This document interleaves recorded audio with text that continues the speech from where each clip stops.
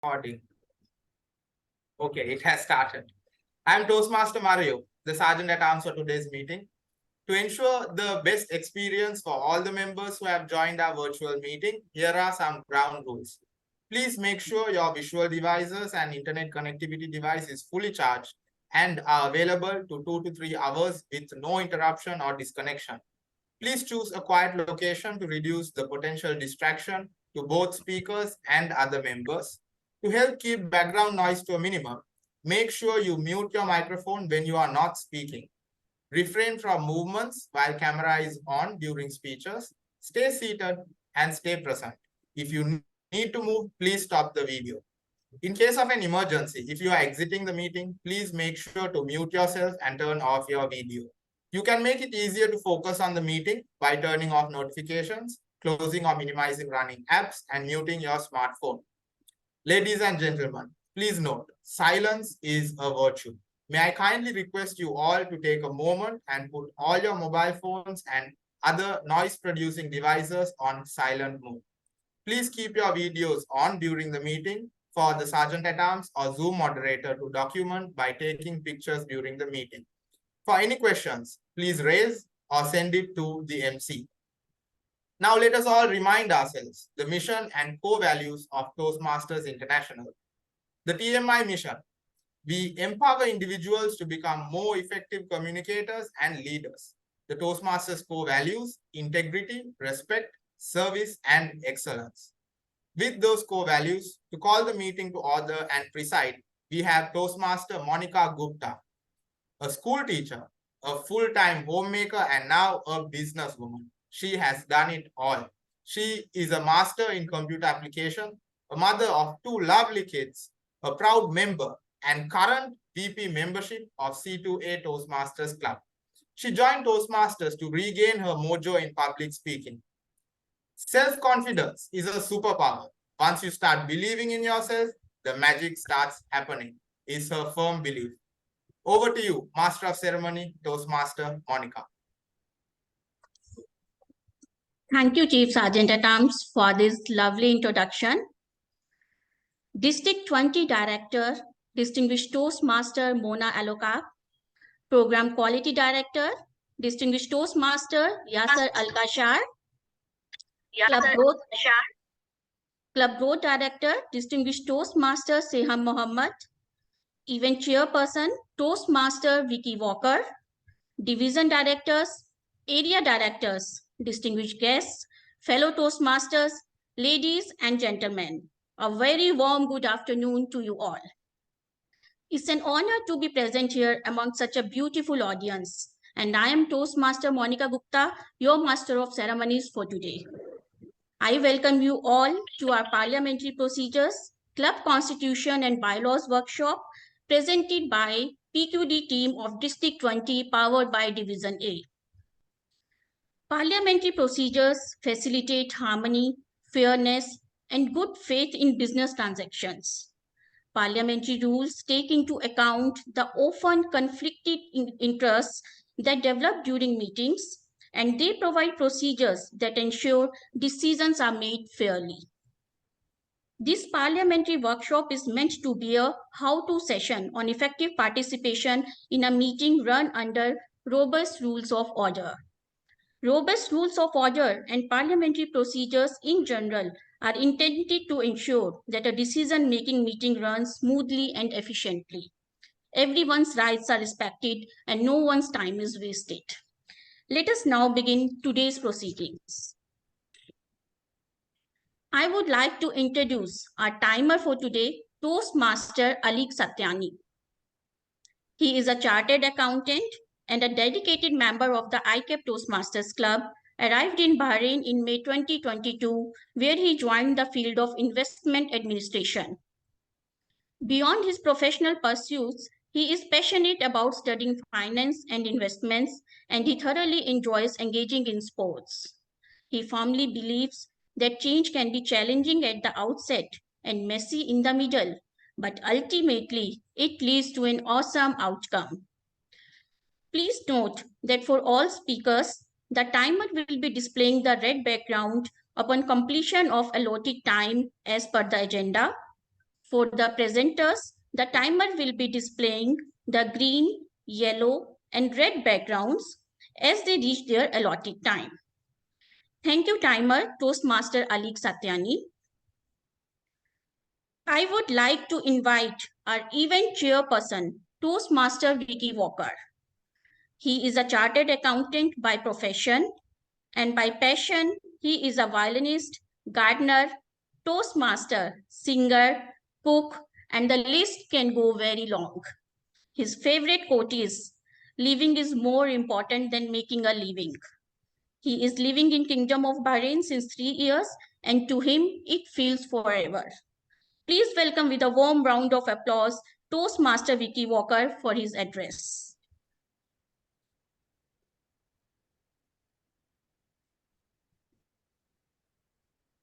Thank you, Toastmaster Monica, for that wonderful introduction. District 20 Director, Toastmaster Mona, Distinguished Toastmaster Mona, Program Quality Director, DTM Yasir Al-Kashar, Club Growth Director, Toastmaster Sam Mohammed, Division A Director, Toastmaster Anjali, all the other division directors, area directors, distinguished guests, fellow Toastmasters, ladies and gentlemen, a very good afternoon to all of you. Being an event chair of this prestigious event, for me, is both an honor and a huge responsibility. I believe that today's session would equip all of us to understand and acquire all the tips and tricks, all the rules and the customs that are necessary in order to conduct our meetings in a more orderly manner, in more effective manner. The beauty of Toastmasters is that whatever we learn here is not only applicable just in our meetings, but it would also help us to a great extent at different places in our personal life as well as in professional lives. Today's session is surely going to help us experience these educational sessions, and I'm sure that we are all going to become a little more richer as Toastmasters. So without wasting our time, I just can't wait to experience the address of all the dignitaries present and experience the education session. Looking forward, over to you, Toastmaster Monica.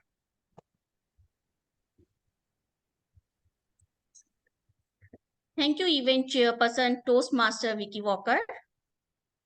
I would like to invite our District 20 Director, Distinguished Toastmaster Mona Alokap, the compassionate lady boss of District 20.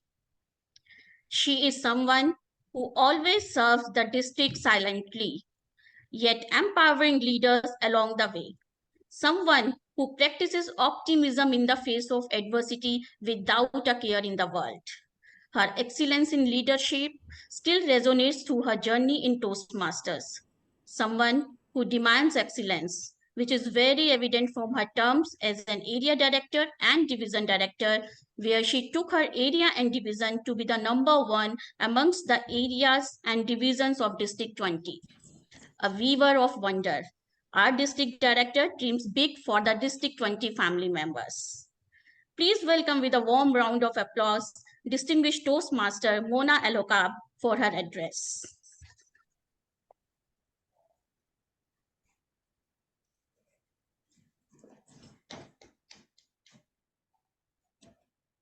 Thank you, Master of Ceremony, Program Quality Director, DTM Yasir Gashar, Club Growth Director, DTM Siham Muhammad,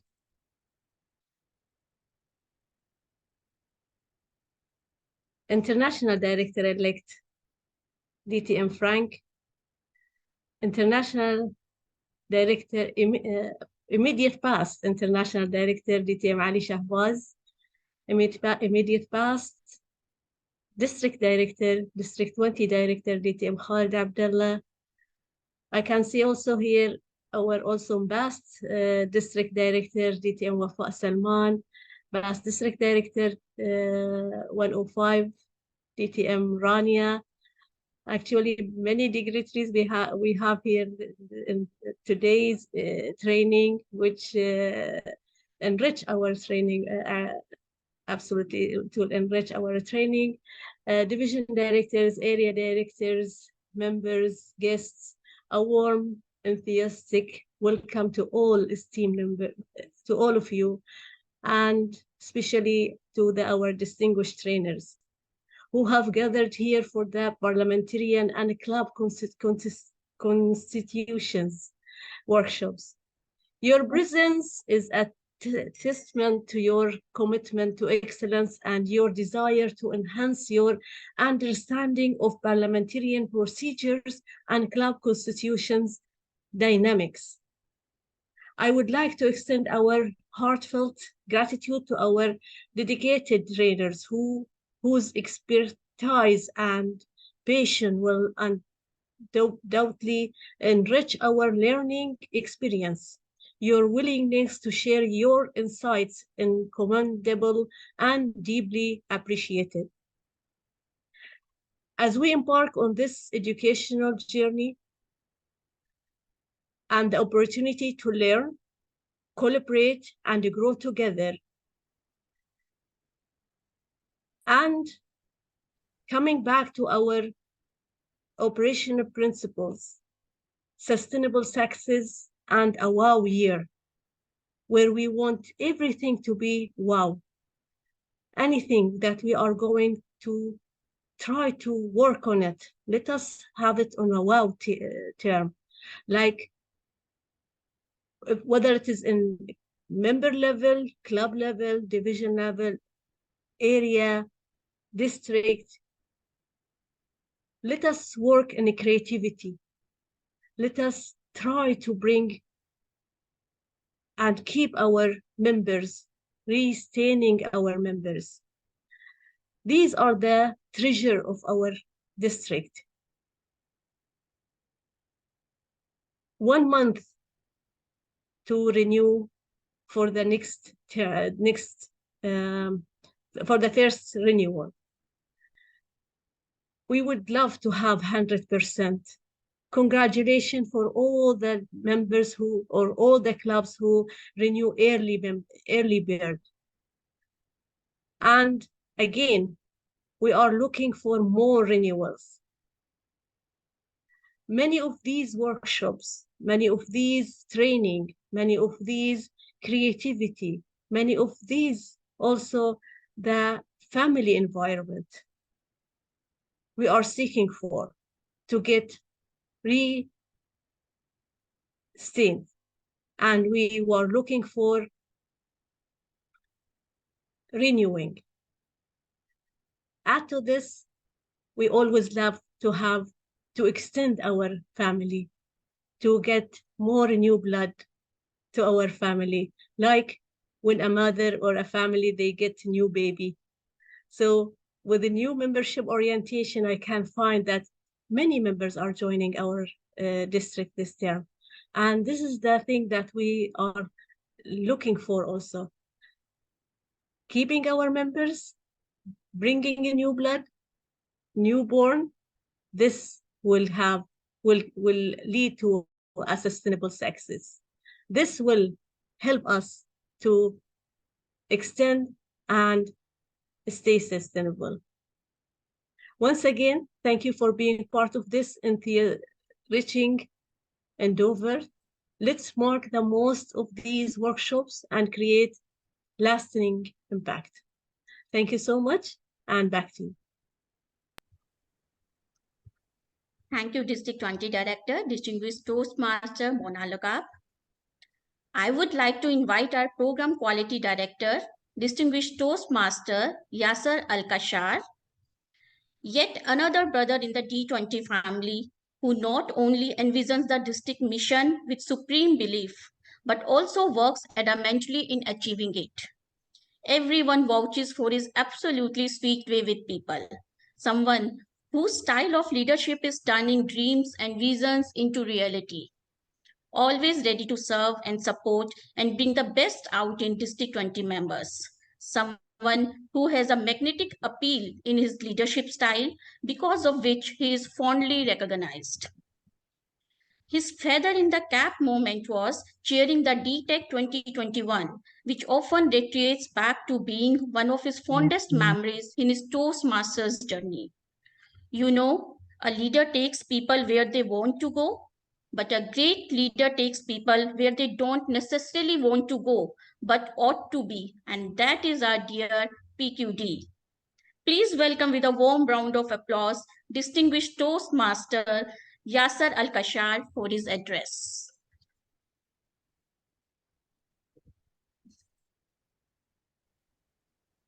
Thank you, Master of Ceremony, for a great introduction.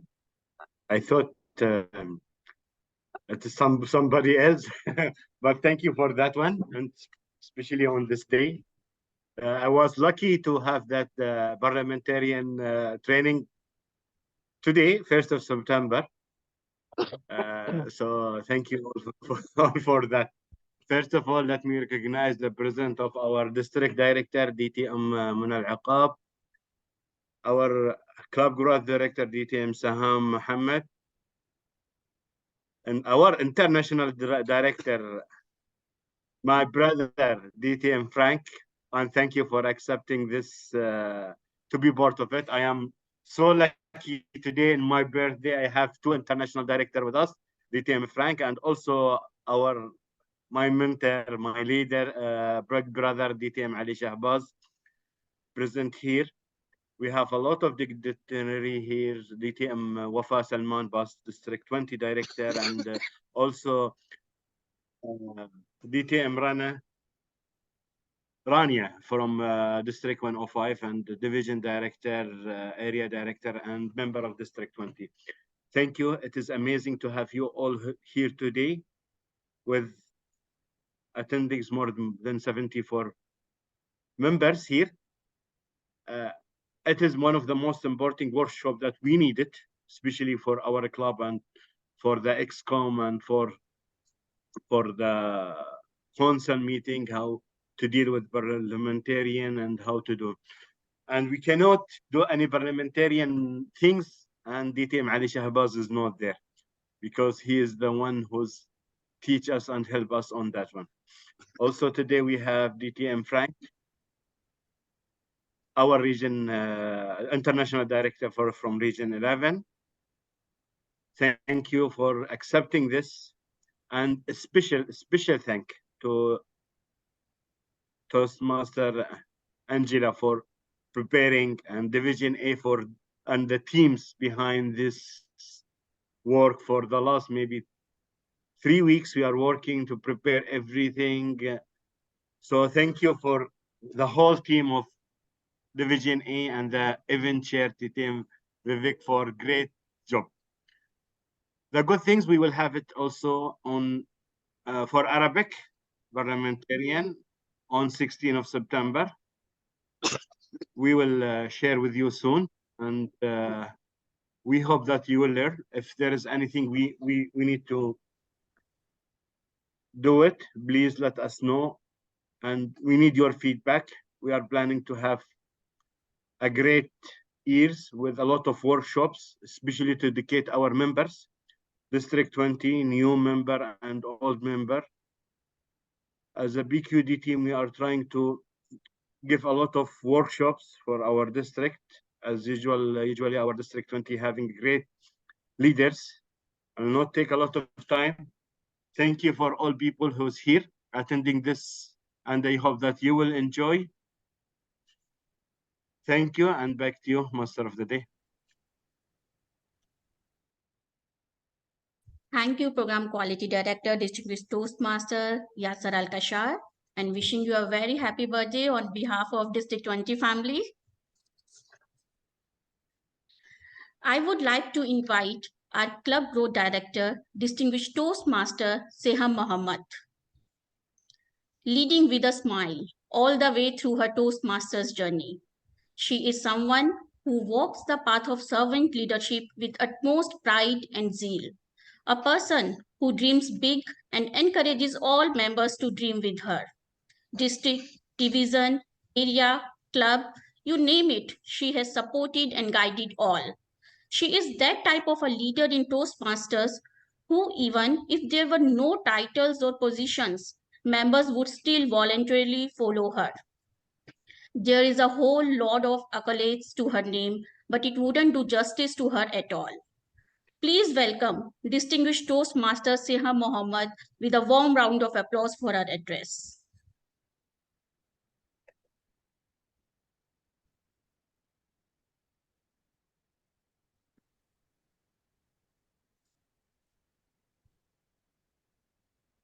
I think she is not here. DTM Siham, Has she's she no- facing, yeah, she's facing Yes. a health issue. So Okay. our apology in her behalf. Okay, so No. we can move on. We can move on, Monica. Yeah. I would like to invite our Division A Director, Toastmaster Anjali Gupta, an ex-banker who has now taken voluntary retirement from bank. She believes in the quote that life begins at the end of your comfort zone, and that has motivated her towards Toastmasters. She is a charter member of C2A and Pratham Hindi Toastmasters Club, past president of C2A Toastmasters Club 2021-22, past Area 6 Director 2022-23. She is the current Division A Director 2023-24. Please welcome with a warm round of applause Toastmaster Anjali Gupta for her address.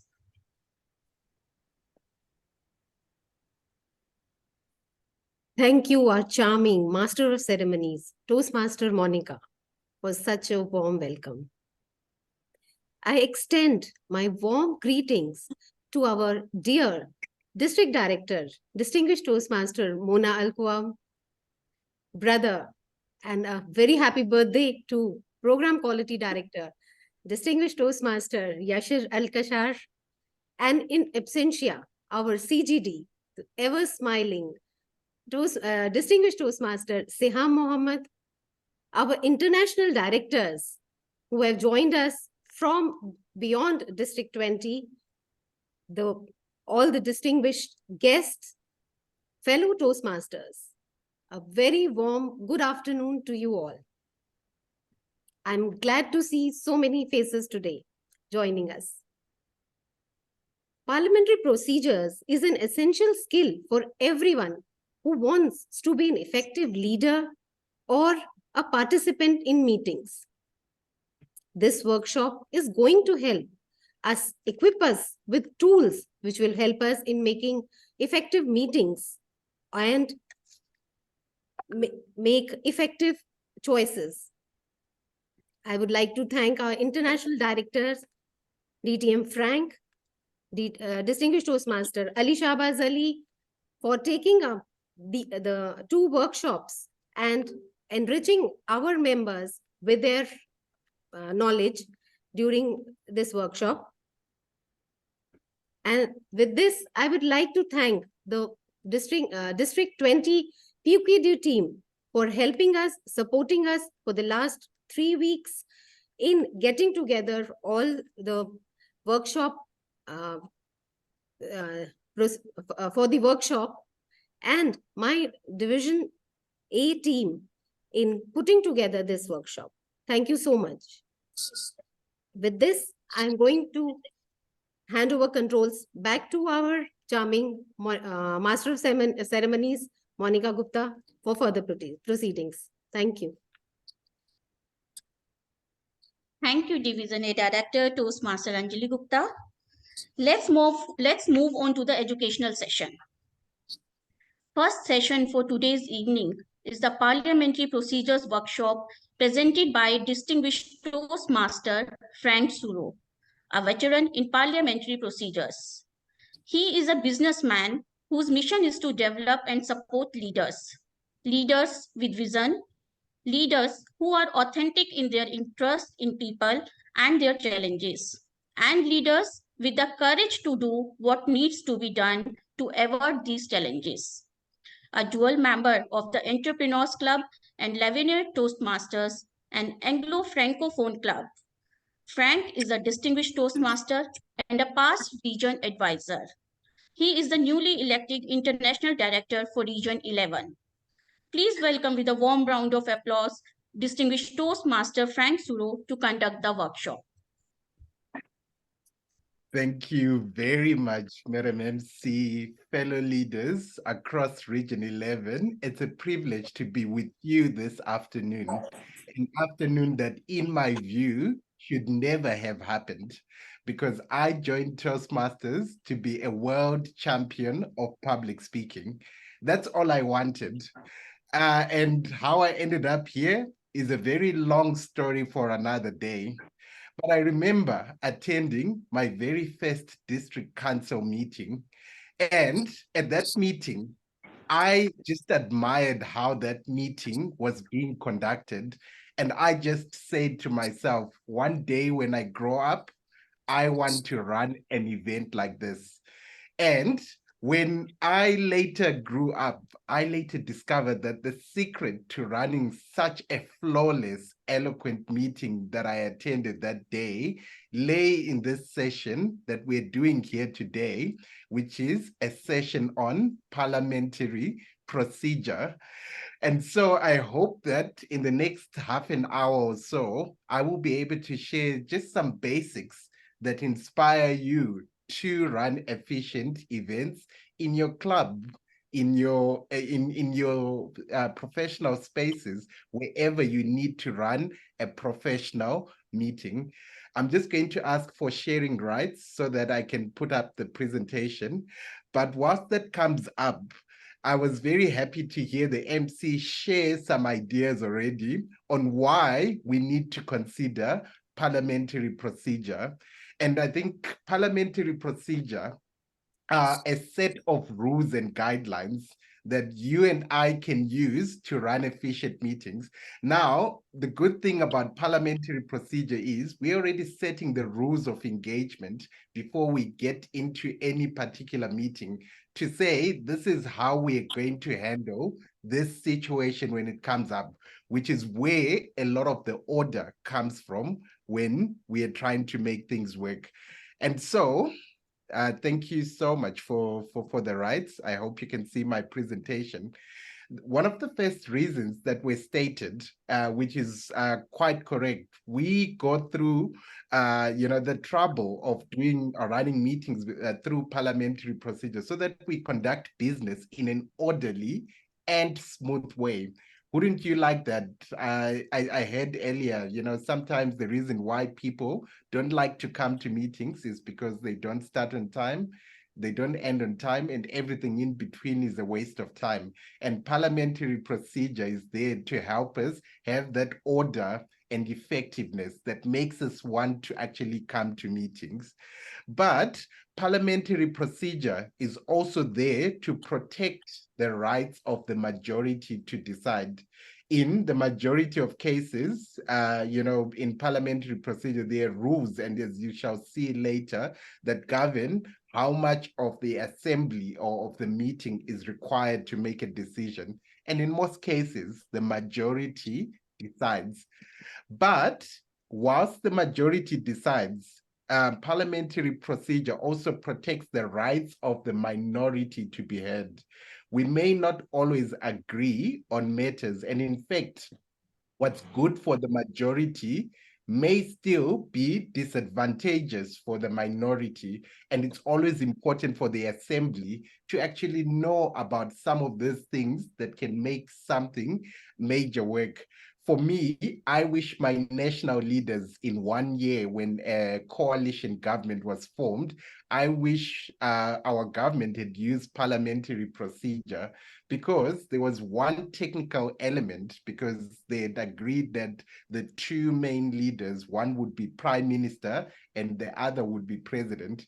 And there was a line item included there, which many people had seen ahead of time, but unfortunately, because they did not apply the Roberts Rules of Order or parliamentary procedure, as the line item was the president may consult the prime minister.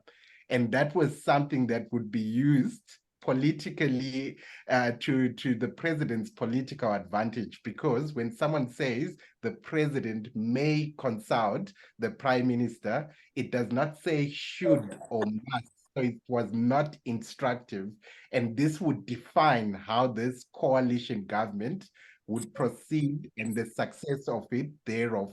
Yet, if parliamentary procedures had been applied, the people who were in that assembly could have picked that up and still proceeded with the decision to have that coalition government. However, with a view that the minority are being heard in that moment. So that's why we have parliamentary procedure. But ultimately, parliamentary procedures help us to make decisions in an effective manner. Like I said, parliamentary procedures, also known as the Roberts Rules of Order, they're a set of predetermined rules. They've pre-thought a lot of situations that happen in meetings, and they've come up with very clever ways of us to manage it in such a manner that observes all of this order, protecting the rights of the majority to decide, protecting the rights of the minority to be heard, and to make decisions in an effective manner. Now, some of the key principles that are important for anyone wanting to learn parliamentary procedure, we had one of them already when the MC shared the aspect of equality. It's very important that every member or every official member in that meeting, so if it's in your club, it means all the members of the club. If it's in an area council, it's usually the members of that council, which is your president, your vice presidents of education, and your vice presidents of membership. When we talk about equality, we are saying every member should have the right to participate and discuss and debate motions, ultimately make decisions in that assembly. That is what parliamentary procedure is built on. Now, there's something that we call quorum when we talk of parliamentary procedure, and this is the minimum number of people that are required for business to be conducted. We want to remember, we said parliamentary procedure is there to protect the rights of the majority to decide. And so for us to conduct any form of business, it's important that at base level, we have the minimum. Usually quorum is decided differently, sometimes in different settings, but in most cases that you require, you just need a majority of people, which means 50% plus one of the assembly available needs to be present. So that's one of the ways that we kickstart a successful meeting, by making sure that we protect the rights of the majority to decide and not just have a few people have things go their way. Another thing that's very important to know, which is where we're going to spend most of our time today, is there's something called emotion. A lot of times I do lots of work in emotional intelligence, and I always talk about removing the E out of the motion. And emotion is just a subject of discussion. Essentially, you do not discuss anything when you're running a meeting through Robert's Rules of Order, unless that item has been tabled as a motion. So we're going to go into the depth of that so that you understand better how you can present your ideas. This is why I'm so happy to see District 20 provide this opportunity with you, because the last thing we want to do is we don't want to complicate things by introducing some rules that you need to follow to have meetings. But the reason why it's important to go through the trouble of learning this set of rules, these Robert's Rules of Order, what is also known as parliamentary procedures, because we want order and effectiveness. And I promise you, you'll never regret learning some of these principles. Now, another important thing when it comes to parliamentary procedure is that, and some of these were selective, they're not so major, but I thought they were important to discuss. When we discuss parliamentary procedure, we only discuss one question at a time. And I think this allows us to ensure that we are not moving from one place to another, because suddenly when you are just jumping from one place to another, it can affect the efficiency in which we discuss things. And when we mix issues, it can affect the effectiveness of the discussion and ultimately the decision that we are making. And so this is one way parliamentary procedure ensures order and effectiveness in decisions. And all conversations will usually happen through the chairman. Now, something that's very important to realize is some people call the chairman the chairperson or just the chair. The word chairman in parliamentary procedure is not gender exclusive. In other words, a lady can be referred to as a chairman. Some people, you would have heard some people say Madam Chairman, or Madam Chairman. That in itself is indeed appropriate, but there's no formal terminology that's really used to prescribe what you should call that person that leads the meeting. Some people call them the presiding officer, some will say the chair, the chairperson.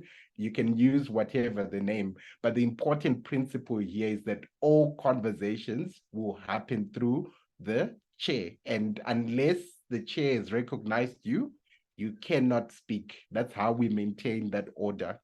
And wait for that recognition before you speak. We're going to go into that. And ultimately, the voting is very important.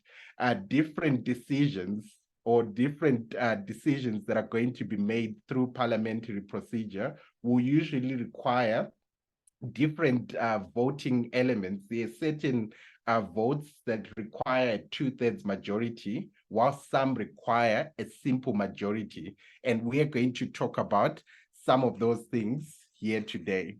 So these are some of the principles that I just decided to isolate. It's not that these are the only ones, but I just thought these are important for you to understand as we go through the motions. Now, when we remember, I said everything, every discussion really happens through something we call emotion. And before we actually get into the depth of all the motions and how to present one, there are 4 different types of motions that I want you to know about. And eventually you're going to see some of them once we start talking about them. Now, the first type of motion that we have is what we call the main motion.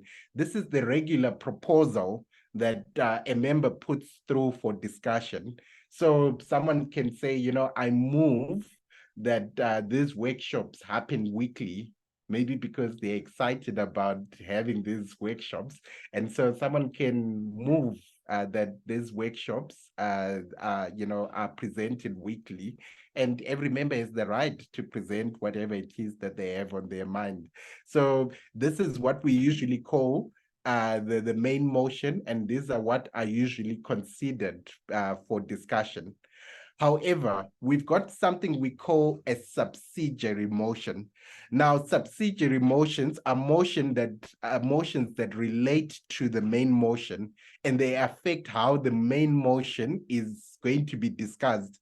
In other words, these are motions sometimes that help the meeting or the assembly to either consider or dispose of the main motion. So these motions could be, after I said, I move that these workshops happen weekly, someone may feel that, okay, it's nice to get excited, but after a while we'll get burnt out. And so someone may move to amend the motion to say, instead of having them weekly, let's just have them twice a month in the first 3 months of the year. So that maybe because they feel that maybe it's critical to go through a lot of education in the earlier months of the year. So that amendment will then affect, because ultimately the final amended motion is what is then voted on. So a subsidiary motion is a motion that's used to consider whether a motion goes ahead or does not go ahead. And then examples of such motions are, like I said, a motion to amend or a motion to postpone a decision. Sometimes that decision can, or that motion can be postponed indefinitely or to another time, maybe until the next meeting or until the next quarter, whatever amount of time that's put through. Those are motions that could, as I said, they can affect how things go. Then the third type of motions are what we call privileged motions. And privileged motions are motions that we use to deal with urgent matters. So, for example, there may be a scenario. I remember one time I attended a council meeting. This was a district council meeting, and it had been going for so long, and we didn't expect that the debate would last for that long. And some people needed a bio break. And so privileged motions are where people can stand up and say, I propose that we recess for 10 minutes. And that motion, again, is what we would call a privileged motion. That's what we call urgent matters, but we'll discuss this further. And then the last form of motions, we call these incidental motions. These are motions that come up during a meeting and don't usually fit into a category that may be deemed relevant, but are important to address in one form or another. So these are the different types of motions that one should know about, and I think we need to get through. Now, coming through to the meat of what we want to discuss today, there's a cheat sheet that I often like to use, and maybe at some point after this, I will share in the chat a document that summarizes all these motions for each and every one of you. And again, we'll come back to this slide a little later so that we, from time to time, as we discuss each motion, and also at the end, just to describe a lot of what's being said here. But the first thing that the way we are going to approach this, and that's just because of the way I chose to do it, is we are going to go bottom up. And so the first thing we're going to discuss is introducing a motion. And whenever you introduce a motion, here's what this table will help you understand. For you to introduce a motion, what you say, we're going to come to that last. But you cannot interrupt a speaker for you to introduce another motion. For you to introduce a motion, you've got to raise your hand and be recognized before you can actually table that motion. Remember, I said we're starting right at the bottom and we're going to go up. And for any motion that's presented, I move that, someone will probably say something like, I move that we have these workshops weekly. That motion needs a seconder. Now, when you have a seconder, when you need a seconder, it means that someone is saying, when you second, you're saying that I believe that this is worthy of discussion. Otherwise, if a motion fails to get a seconder, then it actually means that people feel that it's not worth discussing. And so you will not proceed with actually discussing this motion unless you get a seconder. So that's very important to realize. So you cannot interrupt a speaker and you need a seconder. There are some motions, but this becomes complex and maybe not for discussion today, but there are some motions that come from a committee that would usually have been appointed by your club or your district to undertake, a certain important function.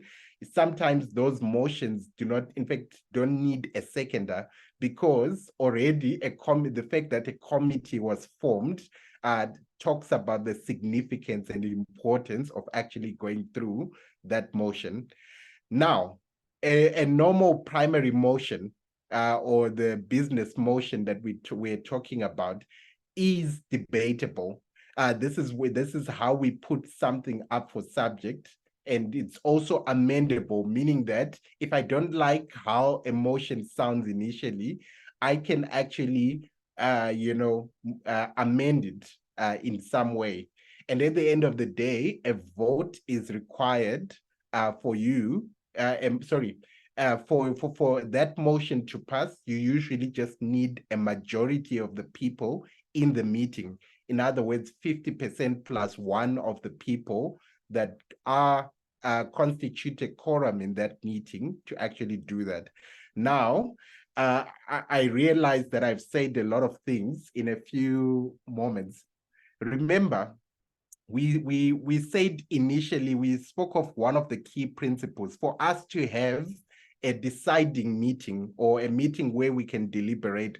Remember, we said we need a quorum, and usually a quorum is 50% plus one of all people who are eligible to actually make decisions in a particular body.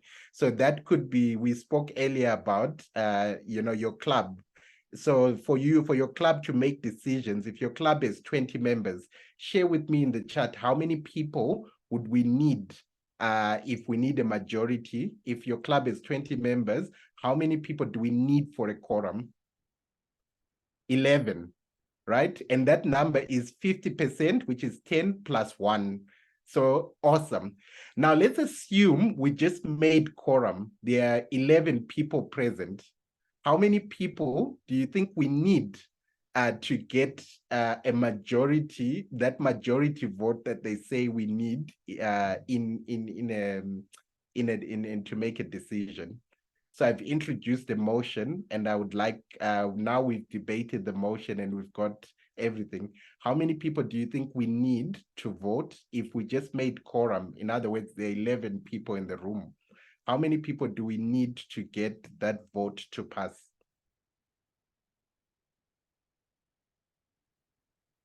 This is where it starts getting interesting.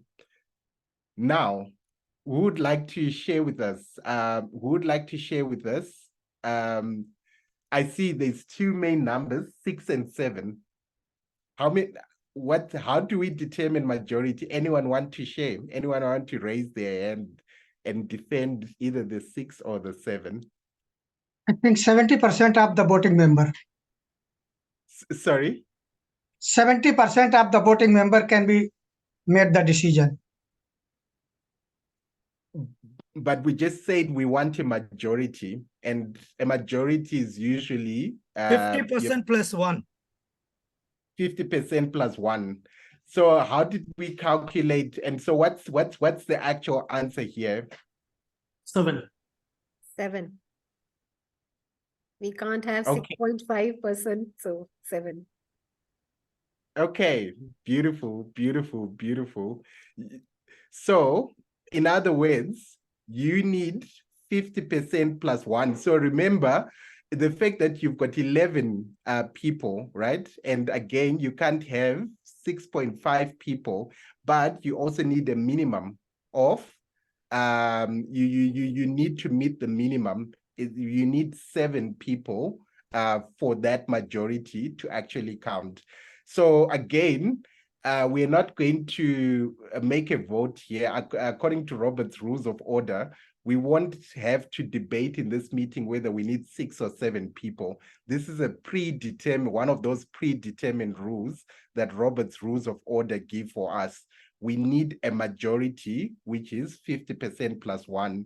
And if we've got 11 people, it means that that number will be 7. Then we have a majority, knowing that we also can't divide people into fractions, even though sometimes, the numbers can give us a fraction in the end. So once we now know that we've got a quorum, 11 people are in the room, and we debate a motion, we just need 7 people to make a decision. Now, how do you actually introduce a motion? As I said earlier, it's important that you raise your hand. And after that, after you raise your hand, the chair will recognize your name at the appropriate time. Sometimes in many clubs, they will usually have a section where business can be discussed. And in a council meeting, usually there's also a portion of the program where motions can be brought forward, and the rules in which those motions can be brought forward is usually discussed from meeting to meeting. Now, once the chair recognizes you, you introduce yourself and your role in that meeting. Just so, because remember, not everyone can necessarily participate in the meeting. Sometimes the aspect of giving motions in some meetings will be restricted to the voting members of the assembly or of the meeting. So it's important to recognize yourself so that alignment, people can know what gives you the right to actually put forward this subject for discussion. So I can't just come to District 20 and propose a motion at your council meeting. And it's important that I recognize myself. And when recognizing myself, sometimes I can even participate maybe in some form. Sometimes, you know, the district director will invite certain people to participate, but sometimes it's just in an advisory capacity, which is why recognizing yourself is very important, because it tells the meeting, why am I participating in this activity in the first place? Now, once the member, let's assume here, because we don't want to complicate things, that this person is a legitimate member of the body that's about to make the decision. All you need to do is use the words, I move that these training sessions these training sessions are conducted monthly. That's the simple way you move a motion. And so one of the things that I would always like to encourage, a lot of times I've had motions that are paragraphs and paragraphs. Usually those motions can be very confusing. And I want to encourage you at any given time, if you want to present a motion, always prepare this ahead of time. In fact, some motions require you to prepare 2 weeks ahead of time, you know, so, or even further, so that they are presented. But even if you're allowed to present a motion from the floor, try and avoid presenting motions before you've carefully thought about it. And part of what you do when you carefully think about it is you streamline the motion so that it's short, crisp, and understandable. It makes it easier for the audience to know what we are discussing and what decision they are required to debate and make at the end of the day. Then once you present that motion, then the chair will usually ask for a seconder. And for you to second a motion, you simply say, I second the motion, or I seconded, or seconded. So sometimes the chairman will ask for a seconder, and you can raise your hand, and that's how a seconder is identified. And maybe that's the more orderly way of doing things, but sometimes it's a small intimate meeting. You can simply raise your hand to second that motion once the motion has been presented. And now once the motion has been seconded, remember we said a second means that this is worthy of discussion. Then we can go into a debate. And usually the chairman will usually give some time for debate to say, I think I'm going to allow 15 minutes for the discussion of this motion. And at the end of those 15 minutes, if there's nothing new that seems to be coming up in the debate, then it's concluded. But if the chairman so feels that there's more to be discussed, they could extend that time. So the two things that end the debate are the chairperson, who through the time they've allocated to the debate can actually end the debate, or sometimes there's also the actual meeting or the assembly can actually call for the closing of a debate or of a motion. But for the assembly to do that, you need 2/3 of everyone in the room to actually vote that a motion, we need to end this debate. And we've had scenarios like that where a conversation was going on, and the chairperson was not making a decision to end the debate, and someone suggested that, I feel we've had enough of this, I move that we end the debate. And for that to happen, again, this had to happen, and we needed 2/3 of people to actually vote for that. But the point here is, when you present a motion, you need to get a seconder, and when you second, you go into debate, and once the debate ends, the chair will usually call for a vote. and ask, are you ready for the question? Question is actually another word that they use in parliamentary procedure to talk about the motion. And then after the motion has been closed, usually the chairperson will actually ask that people vote. Now, there are some motions which requires a simple voice vote, and there's sometimes you have some motions that require secret ballot. So sometimes it's just an indicative votes where the chairperson will ask everyone to say, everyone in favor, say aye. Now the I is not the I with the letter I. It's actually AYE, AYE, which is pronounced I like EYE. It's pronounced like the I for eyes. It's actually Old English for yes. So when the chairperson says all those in favor say aye, that I is AYE, but just for you to know this, it means those who want to say, agree with the motion, say aye, and you can say aye, and all those against say nay. And nay, N-A-Y, is also Old English for no. And so, depending on whichever way it goes, usually the ayes will have it, but if the nays have it, the chairperson will call for that. And if it's a secret ballot, we also get into that and make things work that way. So that's how pretty much a motion is discussed in the majority of instances. Now, coming back to this diagram or this table, we've spoken about how to introduce a motion. Maybe whilst this motion is being discussed, you may feel that actually the motion itself doesn't actually work well for you. Like we said earlier, someone may say that the motion, I move that we have these workshops weekly. Someone may feel that, okay, this is fine in the beginning, but once time elapses, it becomes difficult to maintain this going forward. And so someone can move to amend a motion.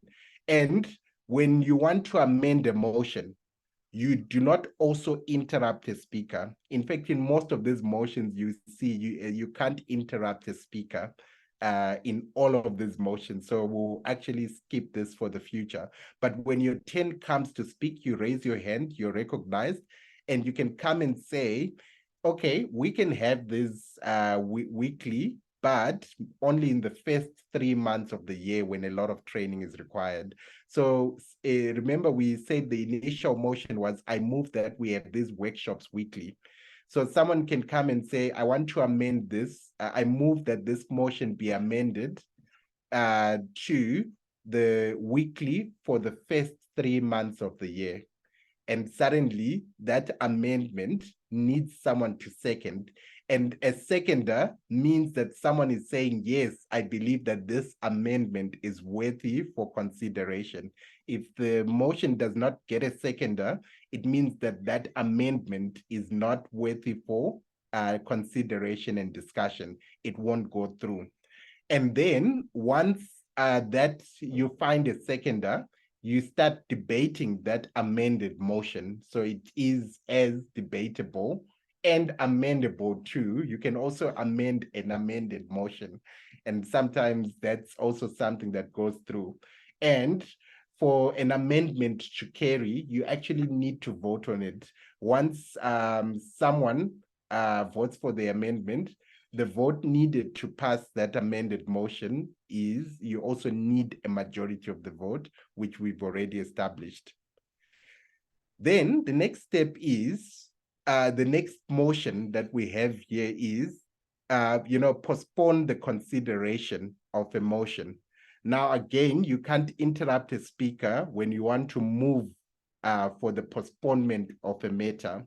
But a postponement of a matter does need a seconder to validate whatever you're saying. And yes, it's also debatable and amendable. But what I would like to focus on briefly is, why would you actually want to postpone a motion?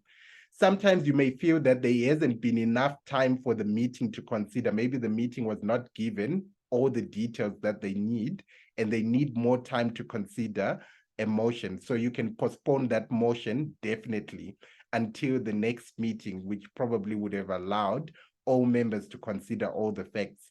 But sometimes you may postpone a motion indefinitely. I know some people will use this as a strategy to kill motions, but sometimes you may feel that a motion is too complex or controversial. For example, someone can move that all trainings be held in English only. That's a divisive motion. That's a motion that promotes exclusivity. And so someone can move that this motion be postponed indefinitely. In other words, it's struck off the table because it's exclusive. And that's why we actually have that provision to postpone motions indefinitely.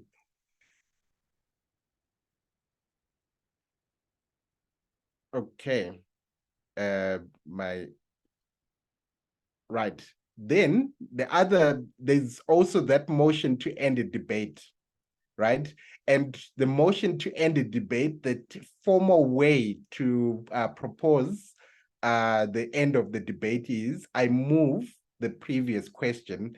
The previous question being the main motion or the motion that's under discussion to say. And so if you want to end a debate, you simply need to say, I move the previous question. And again, you don't interrupt the speaker, but a seconder is needed. And this is one of those motions that are not debatable or amendable because the instruction here is very clear. All you need is a 2/3 majority of the people present to actually end that debate and move things forward. Now, there's a motion that's similar to postponing indefinitely, which is the motion to suspend further consideration of something. And again, that motion is very similar to that of postponement. You can't interrupt someone. You have to wait for your turn before you speak. You need a seconder. And that motion, this motion though, when you want to suspend, unlike postponement, is not debatable. Because this is more direct, that if you want to suspend the discussion of a motion, again, sometimes it could be for the same reason that a motion is too complex or anything of that sort, or you feel that it's inappropriate. That in itself is not debatable or amendable. All you need to do is to get a majority of the vote to discuss. Then there's one of those privileged motions that we spoke about. Sometimes there may be noise, which is affecting your ability to participate actively in a meeting. Or maybe sometimes it's too cold. We've gone to many convention centers where the air conditioning is too cold. That one, you can actually interrupt a speaker and speak on a point of privilege to have. And so you can speak on a point of privilege and mention that, the aircon is too cold. I feel it's affecting our ability to participate.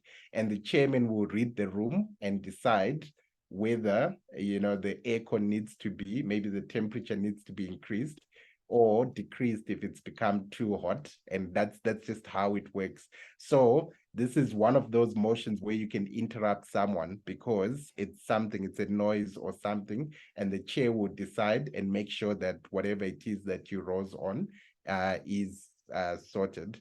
Then the last two motions are very similar, except different in how we use this. So for example, I said earlier, there was a time when a meeting was going on and someone moved that we actually go to recess because some people needed a bio break. And this one, again, you can't interrupt the speaker, but you need a seconder. It's not debatable. It may be amendable because sometimes I can say I move that we take recess for 20 minutes and someone may feel that 20 minutes is too much. It's 15 minutes. And so with the majority of the vote, this recess can be passed. But adjournment, the difference with adjournment is when you're moving to adjourn, you're saying, let's end this. And that aspect of that moving to adjourn is quite self-explanatory, so there's no need to amend that motion. And we've had a scenario too where our council meeting, we discussed all critical motions and someone felt that we needed to actually get to the end. And in that instance, the majority of people voted that we move the business to the next time, and we actually adjourned that meeting immediately. So these are the motions that can be discussed. And the interesting thing, the last piece that I want to discuss is these motions are listed in an established order of precedence. So what this means is when any one of them is pending, you may not use another one that's listed below. For example, when someone proposes an amendment of a motion, you cannot introduce a new primary motion. Or when someone proposes that let's end the debate, you may not come through and say you want to amend a motion. So the order in which this is presented, these motions, is the order in which these motions can actually be considered. Now, I will leave it here because I know the very next session we're going to be applying some of this and we're going to have a question and answer. But for now, I hope that this gives you a sense of how to participate in an orderly form of meeting that actually gives you the ability to make productive and efficient decisions. Over to you, Madam Chairman.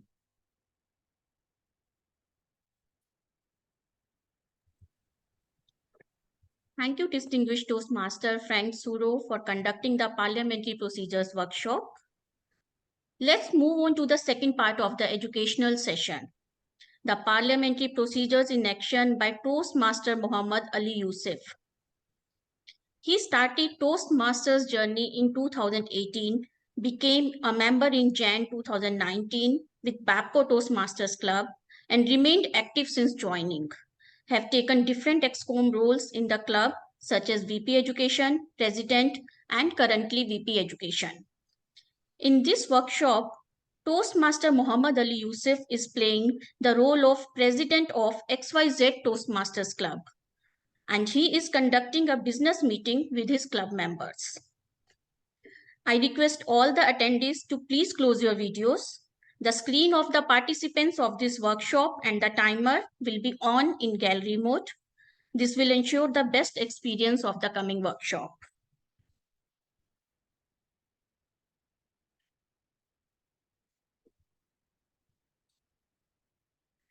Please welcome with a warm round of applause Toastmaster Muhammad Ali Yusuf to conduct the workshop.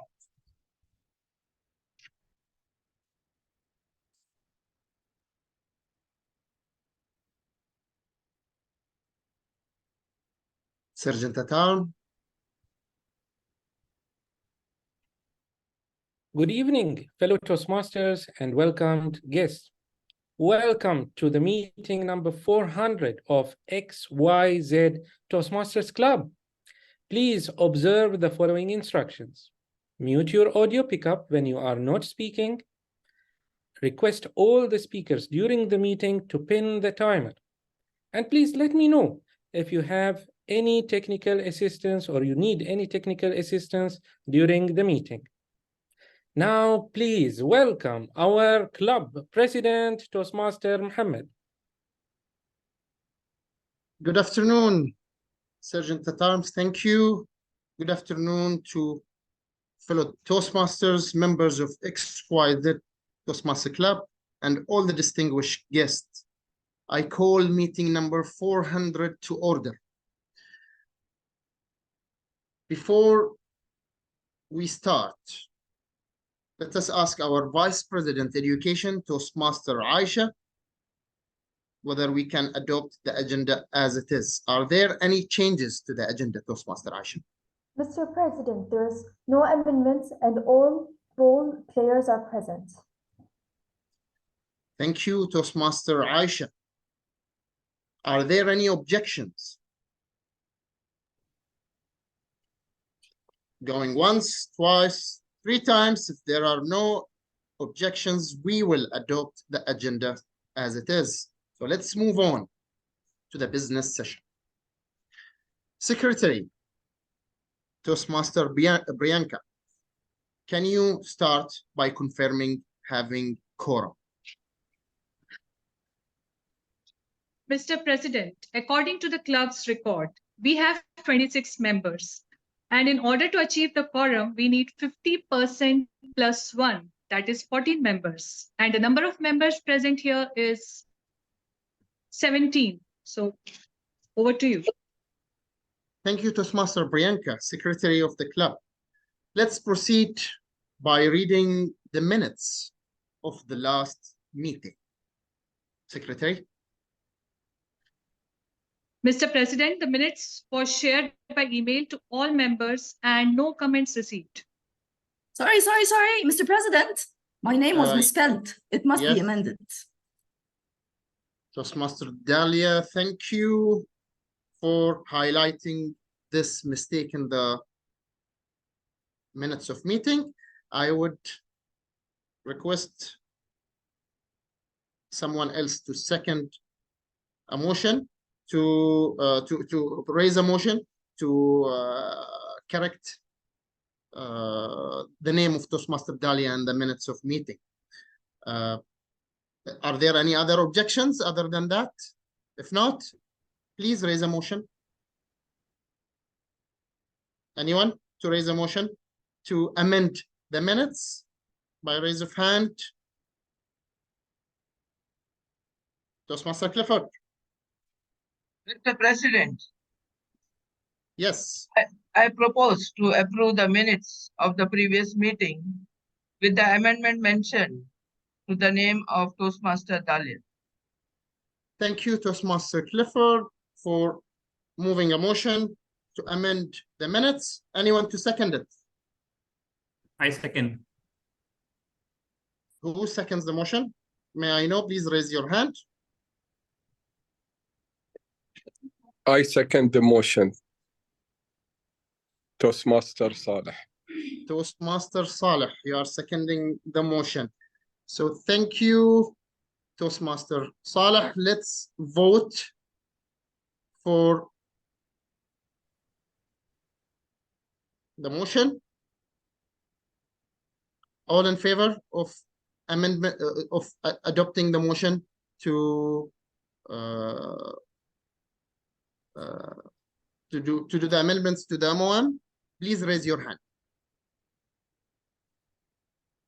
Against the motion, please raise your hand. All right, we can see now that the previous minutes of meeting will be amended and it will be adopted with its amendments. So thank you. So let's start now with the officers report, and we will start officers report with our Sergeant at Arms, Toastmaster Mubarak. Thank you so much, Mr. President. Since the meetings are all online, we are using less of our resources. And this is why I move a motion to reduce the club's fees for the time being, especially since I strongly second this motion. Toastmaster Dalia, let's please wait for recognition before you second any motion. And Toastmaster Mubarak, let's wait to raise and move any motions until the next segment of the new business. Right now, just the officer reports. So moving on to the next officer report.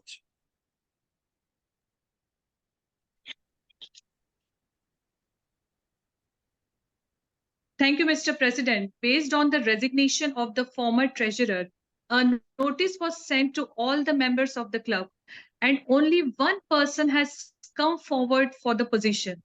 That is Toastmaster Vijay Lakshmi. Thank you, Toastmaster Priyanka, Secretary of XYZ Club. We will hold the election of the secretary on the unfinished business session after the officer's report. Moving on, let's hear from our Vice President Public Relations, Toastmaster Clifford. Anything to report? Thank you, Mr. President. We have 500 followers of Instagram, 200 followers in a Facebook.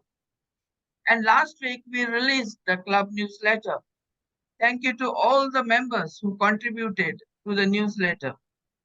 Whoa, whoa, whoa. I strongly object to the publication of the club newsletter without using the logo that was designed by the founders. What is this? We cannot use or design any club logo according to the branding guidelines of Toastmasters International. And we can only use the Toastmasters logos and word marks. Thank you, Toastmaster Clifford, for clarifying that point. As a club of Toastmasters, an affiliate club of Toastmasters, it is a mutual interest of the club and of Toastmasters to follow the branding guidelines. So let's move on to the report of Vice President Membership, Toastmaster Zainab. Thank you, Mr. President. According to the club's records, we have 26 members on record, but due to online meetings, we had received negative response from some members, unfortunately, and they prefer not to attend and renew their membership. We will try to talk to them and invite them to attend the meetings in the coming weeks, and hopefully we will be able to change their minds. Well, I don't think that was probably pursued by the club ExCom. I don't know, but it seems to me that they don't want old members to continue with the club. Toastmaster Dalia, I can thank you for your input. First of all, I can assure to you that the ExCom respect and care for all the members, whether they are old or new. I appreciate your input, but the majority had voted already to move the meetings into online. And I'm sure in the future, by the follow-up of Toastmaster Zainab, the Vice President Membership, those old members will return. Moving on to the Vice President Education Report, Toastmaster Aisha. I thank Toastmaster Sunitha for completing level 3 from the motivational strategy pack, and we have so far been able to achieve 3 educational goals in the club distinguished program, and I hope that members will continue to take roles in upcoming meetings in order for the club to achieve their remaining goals. Well, you know what? I asked to give a speech at the last 2 meetings, but I was not given a slot. Is the opportunity only given to members who can give points from DCP? I am sorry, we couldn't give you a slot as a speaker, as there is a lot of members before you asking for a slot speaker. And we have you on the list as a speaker in our next meeting. Okay, we'll see. We'll see if I get the slot next meeting. Well, thanks to all the ExCom officers.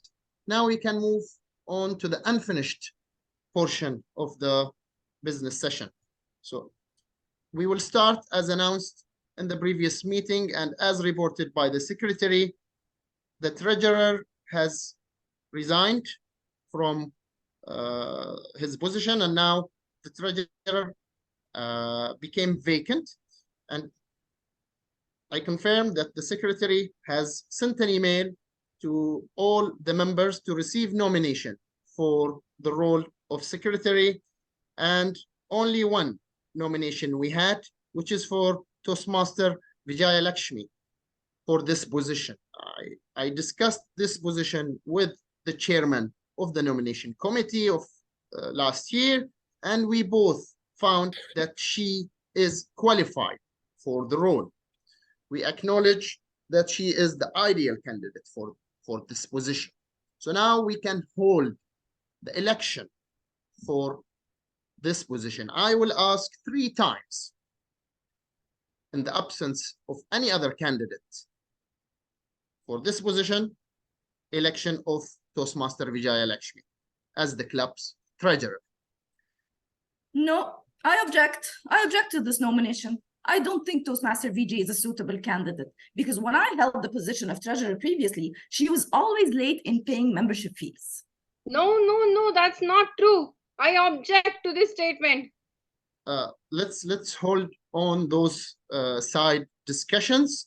Toastmaster Dalia, I assure to you, as I said in the beginning, we both, myself and the chair of the nomination committee, found that Toastmaster Vijaya Lakshmi is the perfect candidate for this role. So if you are not nominating yourself or any others, let's move on with the election.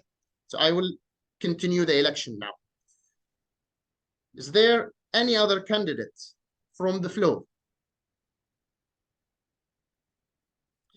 Is there any other candidate from the floor? Is there any other candidate from the floor?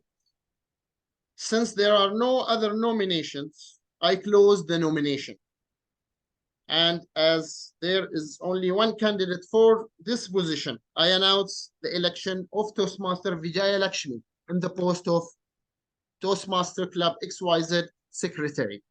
So congratulations, Toastmaster Vijaya Lakshmi, and I ask the Secretary, Toastmaster Priyanka, to update the list of ExCom officers in the Toastmasters International. And let's see whether we have any other unfinished topics, any unfinished business. Toastmaster Priyanka. Yes, Mr. President, the area director has requested from us the names of the contestants from the club for the Arabic area contest. So we have this point. Yes, Mr. President, after notifying all members, only Toastmaster Mubarak has come forward and there's no one else.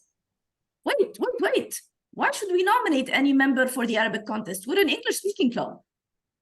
But Toastmaster Dahlia, being an English club does not prevent us from participating in the Arabic competition. And why do we object when there are members from our club willing to participate? Mr. President, I move a motion to postpone the nomination of members of the Arabic contest till the first meeting in December, especially since the competition is in February and we are in September. Point of order, Toastmaster Clifford. The discussion is out of order right now. Can you just please state the motion? Mr. President, I move a motion to postpone the nomination of members of the Arabic contest till the first meeting in December. Well, thank you, Toastmaster Clifford. Anyone to second the motion? By raise of hand. I second the motion to postpone the nomination of member of Arabic contest till the first meeting in December. Toastmaster Saleh, thank you for seconding the motion. Thank you both. Is there any discussion to postpone for the postponement proposal by the members? Going once, going twice, going three times. In the absence of any discussions, let's vote on this proposal. Those in favor of the motion, please raise your hand. In favor of the motion. All right. Against the motion. Those against the motion, please raise your hand. I can see two raising their hands, so the motion is passed. Moving on. The majority is with the motion, so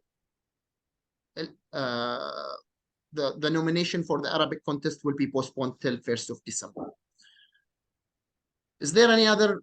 Now we finished with the unfinished business part of the business session. We move on to the new business part. Any new business? We have Master Zainab, yes. We have a guest who would like to become a member of the club, and I would like to get the club's approval. Wow, great. Well, my pleasure, Toastmaster Zainab. Do the honors. I would like to ask the Sergeant at Arms, Toastmaster Mubarak, to escort the guest, Toastmaster Nawara, to the breakout room in order to discuss her application to join the club. The application to join the breakout room has been sent to Toastmaster Nawara.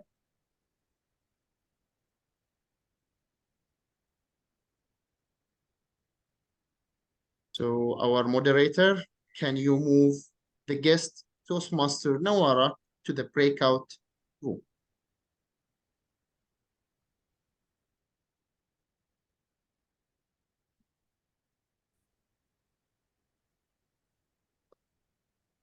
All right. I see. Yeah.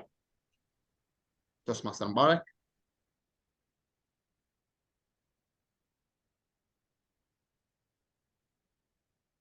Thank you, Toastmaster Mubarak. Dear attendees. He's back now from the breakout room. The guest has been sent to the breakout room. I confirmed it. We can move forward. Thank you, Toastmaster Mubarak. Dear attendees, the guest Nawara has visited the club meetings for a month. She is ready now to join our club. Some information about her: she works as an architect and she would like to develop her skills in public speaking. Is there any objections from any of the members to accept her membership in this club? Well, I have an objection here. I think Toastmaster Nawara is not suitable for our club. She's very shy and does not talk to any of our members. Toastmaster Dahlia, most of us were that way when we joined. And I think Toastmaster is the right place to overcome fear of public speaking. We have to accept them and help them develop. Well, that's your opinion, but I don't see her appropriate for the club. All right, since there is an objection, let's take a vote on her membership application. Now, all those in favor of Toastmaster Nawara joining the club, please raise your hand.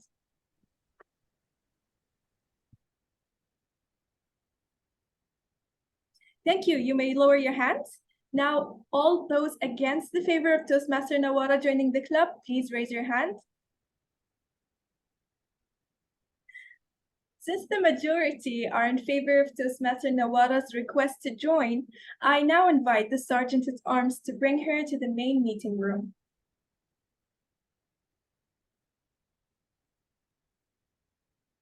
Requesting the Zoom moderator to bring Toastmaster Nawara back to the main room.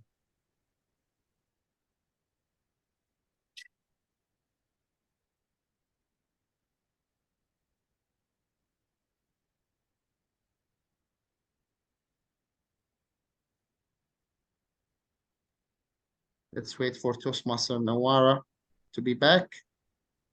Our latest member of XYZ Toastmaster Club.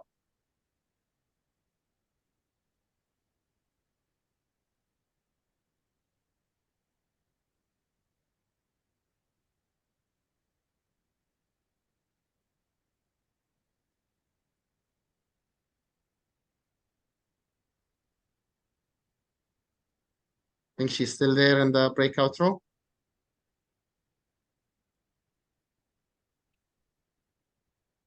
Yes, Nawara's back. Welcome, Toastmaster Nawara, to XYZ Toastmaster Club. I would like to inform you that the membership form will be shared with you, and you can pay the membership fees to our treasurer.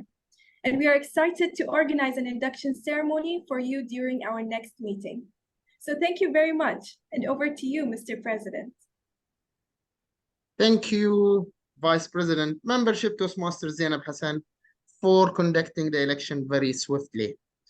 And welcome to our new member, Toastmaster Nawara. You will be a formal and official member of XYZ Toastmaster Club in the next meeting.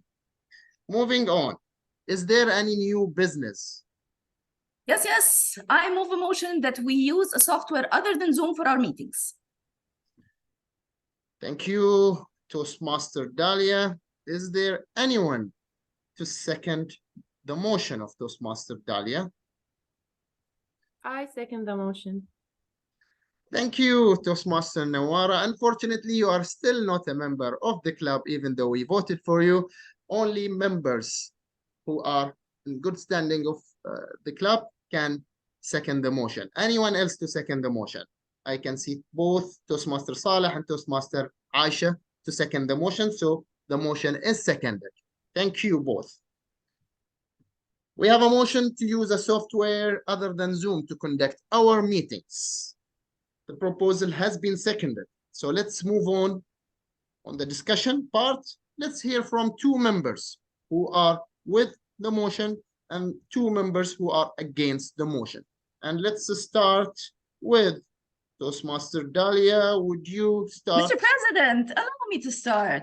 Zoom is boring, difficult to understand. And according to what I read in my WhatsApp messages, those I have on my family group, it violates the privacy of its users and may sell our personal information. Let us try other programs. Well, thank you, Toastmaster Dalia. Now we can have someone else against the motion. Anyone? Yes, Sergeant at Arm, Toastmaster Mubarak. Thank you so much, Mr. President. Actually, Zoom is one of the most used programs globally. It is used not only in Toastmasters, but used in other companies as well. There has been few security threats, but they are resolved. Selling personal information? No, that's not true. You know they don't share. I was talking about how I love Cheetos on Zoom the other day, and then I started receiving all those ads to buy hot Cheetos, ruining my diet. Order. Sorry, Toastmaster Dalia. We need to, no side comments are needed now in the debate. Now we need to hear from someone else who is with the motion. Is there anyone else who is with the motion? I can see Toastmaster Aisha raising her hand. Toastmaster Aisha.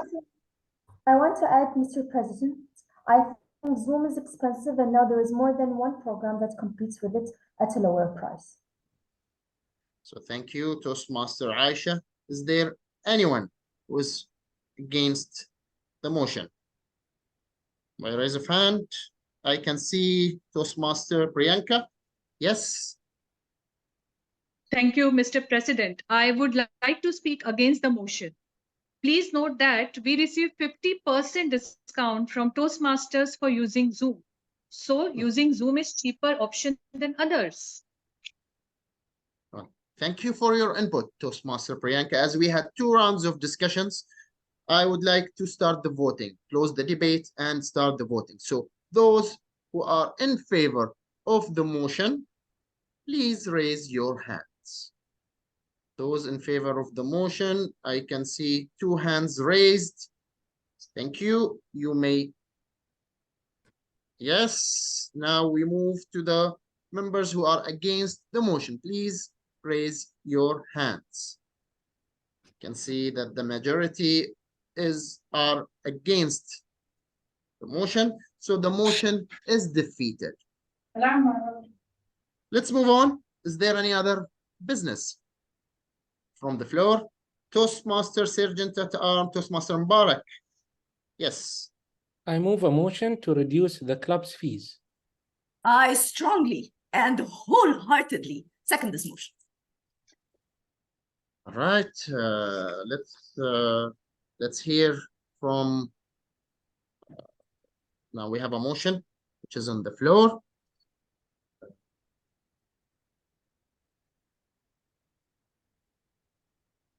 We have a motion to lower the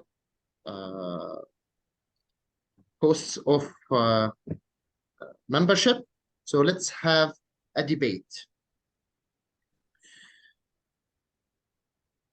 Let's start with the members who are with the motion. Since the motion is coming from you, Sergeant at Arm, Toastmaster Mubarak, let's hear your opinion. You have 1 minute just to keep the business session on time. So timer, please keep timing Toastmaster Mubarak for 1 minute. Thank you so much, Mr. President. As you know, all our meetings are online now, and we are using Zoom. So the club's expenses reduced. So I think we should reduce the membership fees. Thank you, Toastmaster Mubarak. Now, anyone against the motion from the floor? By raise of hand. Yes. I don't see anyone raising. Yes, Toastmaster Zainab. Thank you, Mr. President. We have already reduced the club's fees since we started meeting online after the start of the pandemic. I don't think the club's budget will bear any further reduction in fees, knowing that the membership fees we pay for Toastmasters International had already increased and not decreased. Thank you, Toastmaster Zainab. Let's move on to a second round of debate. Anyone in favor of the motion? I actually support that proposal. I was treasurer in the past, and I think the club's budget is big enough. We can afford to reduce the fees. Thank you, Toastmaster Dalia. I would request you to raise your hand before you start the discussion. So now we had 2 rounds favoring the motion. We need a second round against the motion. Someone by raise of hand. Yes, Vice President, Public Relations, Toastmaster Clifford. Thank you, Mr. President. I would like to propose an amendment to the main motion, so it may be to reduce the club fees to 24 Bahraini dinars to be paid every 6 months instead of 30 dinars. All right, anyone to second? Yes, Toastmaster Clifford. Anything else? The newly elected treasurer. All right, Toastmaster Clifford. Thank you. I can see the treasurer, the newly elected treasurer, Toastmaster Vijaya Lakshmi, raising her hand. Are you seconding the motion? Yes, I second the motion, Toastmaster President. Thank you. The motion, the subsidiary motion to amend the main motion is seconded. So now it's time for us to vote. If there are no objections. Yes, Toastmaster Clifford, you're raising your hand. Yeah. Thank you, Mr. President. Since the membership fees that we pay to Toastmaster International is $60 every 6 months, which is about 22.7 Bahraini dinars, and an amount of 1.3 Bahraini dinars is taken from each member to pay the Zoom and other club expenses that might occur, which is why I believe 24 dinars is an appropriate amount. 24? Why 24? Why not make it 22? We have to pay the semi-annual fees at the end of this month. Let's make our decision now and pay the semi-annual fees early. And since when have you paid your fees on time? Order, order, order. Please respect the opinion of others, and let's not drag this into further discussion regarding the amendments. Let's vote on the motion to amend. If there are no other discussions, those in favor of amending the motion, please raise your hand. So I can see 1, 2, 3, 4, 5, 6, 7. All right, thank you. You may lower your hands. Now, those who are against the motion, please raise your hand. I can see Toastmaster Dalia only raising her hand. So the motion is passed. Mr. President, I think the business session is going on for a long time. I would like to move a motion to extend the business session by 10 minutes as the time is over as per agenda. Thank you. Thank you. I second the motion. The motion is seconded. So thank you both. So how long are we extending the business session? Toastmaster Sunita, can you repeat the motion as stated by you? I would like to extend the business session by 10 minutes. 10 minutes. All right. Thank you very much. Yes. So the motion, if there are no objections to extend the business session for 10 minutes, then the motion is passed. We will extend the business session for another 10 minutes. Going back to the proposal amended by the majority vote. Is there any discussion on the main motion? If not, let's vote on the basic proposal, which is to reduce the club's fees to 24 dinars for 6 months. There are no discussions. So members in favor of the motion, please raise your hand. Members in favor, you can see 1, 2, 3, 4, 5. All right, it's the majority. Those against the motion, please raise your hand right now. Toastmaster Dalia is the only one against the motion. So the motion is approved, and I ask the treasurer to inform all the members about the change in dues. All right. Is there any other new business? Yes, Mr. President. Mr. President, I have another proposal. Yes, Toastmaster Dalia. I would like to move a motion to have a snack or a dinner for all members during our meetings. Okay. Is there anyone to second this motion?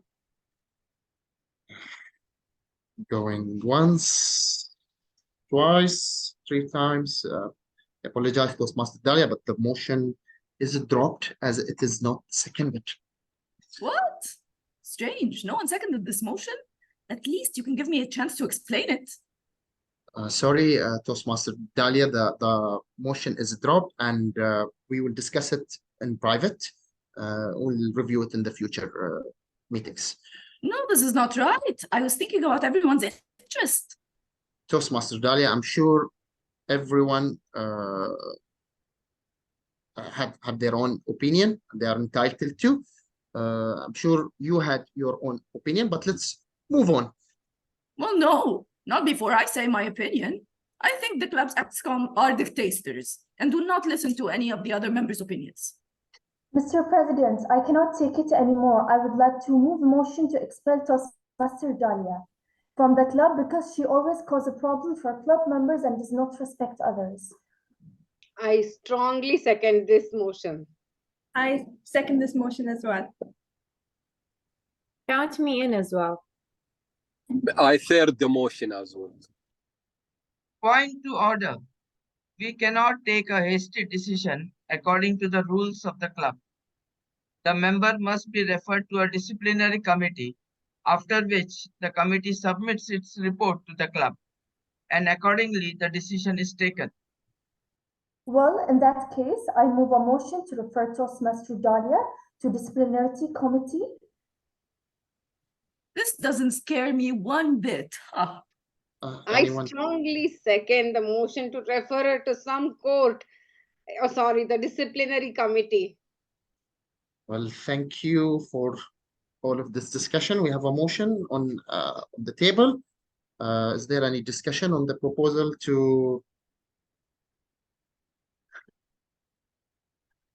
take Toastmaster Dalia to the disciplinary committee? If there are no discussions, let's move on to the voting, and let's start with the members in favor of the motion to take Toastmaster Dalia to the disciplinary committee. Please raise your hand. In favor? Yes, yes, all are in favor. And against the motion? Is there anyone against the motion? In case you are against the motion, please raise your hand. I can see only Toastmaster Dalia raising her hand. So the motion has passed. Toastmaster Dalia, you will be taken to the disciplinary committee. I thank all of the members for their precious time. And now the business session is over. Now we can move on to the next educational session as per our Toastmasters XYZ Toastmaster Club agenda. So back to you, Master of Ceremonies.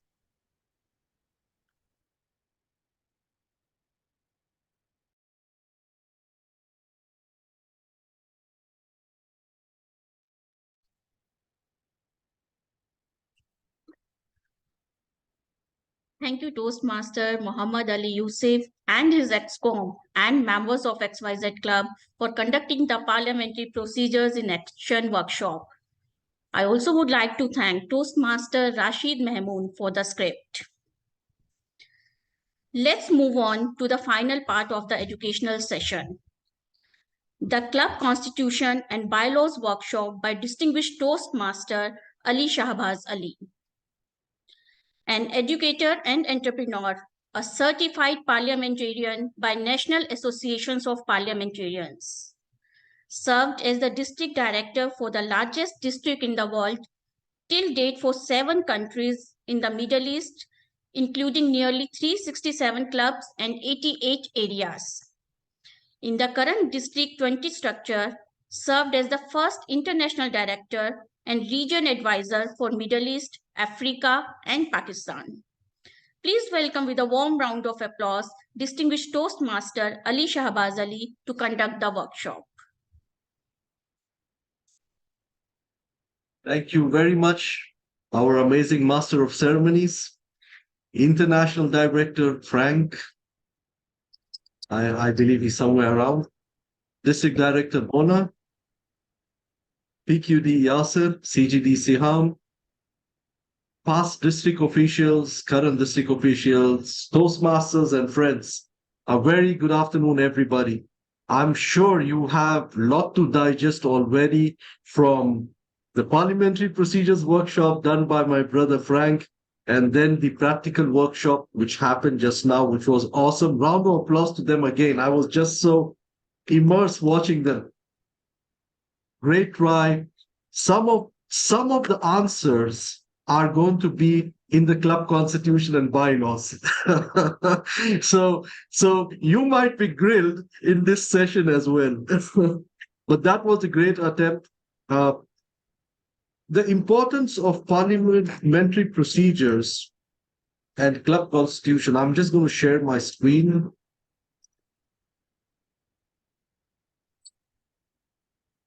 So friends, the importance of parliamentary procedures and club constitution when stacked together, it gels just very well. When we talk about parliamentary procedures, but we don't know the club constitution, or the other way around, we don't have things run very efficiently at any club or district. Whenever I say district, that totally means it includes area and division by default. So we need to understand when we get into a club, we all are members of some club.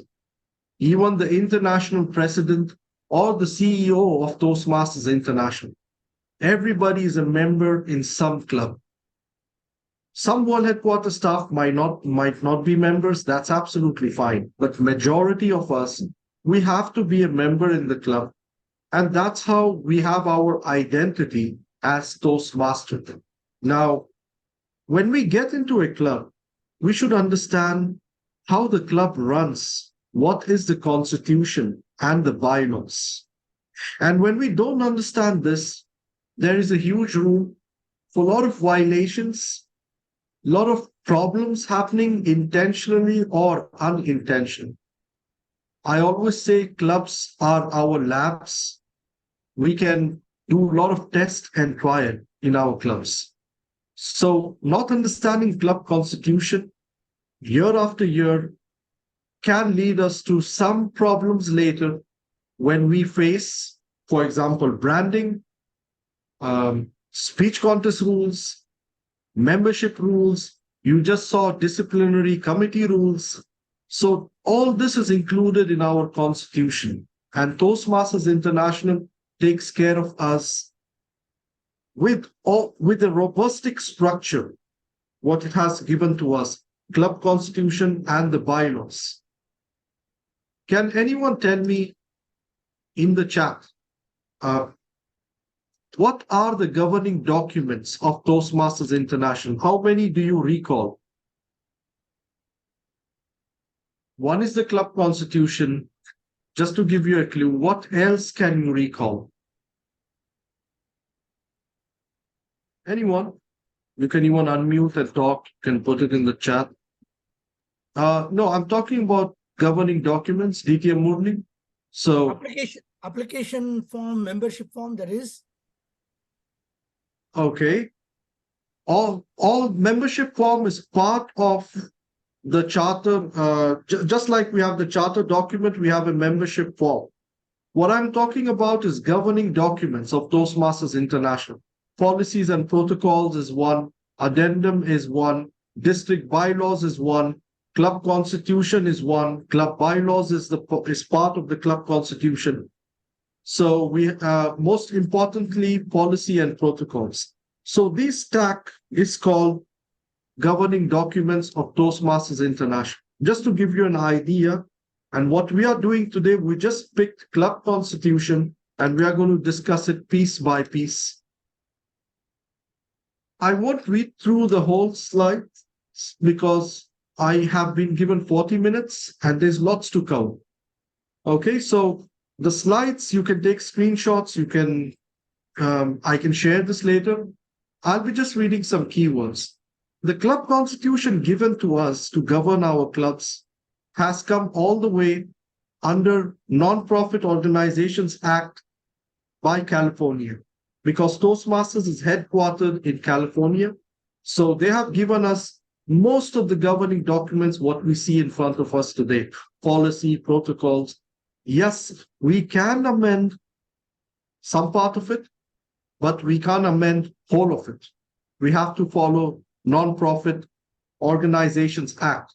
Now, majorly, who modifies the governing documents? The board of directors propose.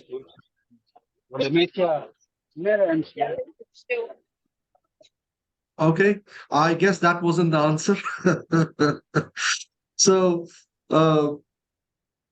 in the annual business meeting, exactly, DTM Pitambaran, the board proposes, put some proposal in the annual business meeting, and we modify our documents there. Now, who modifies this? It's you, the clubs.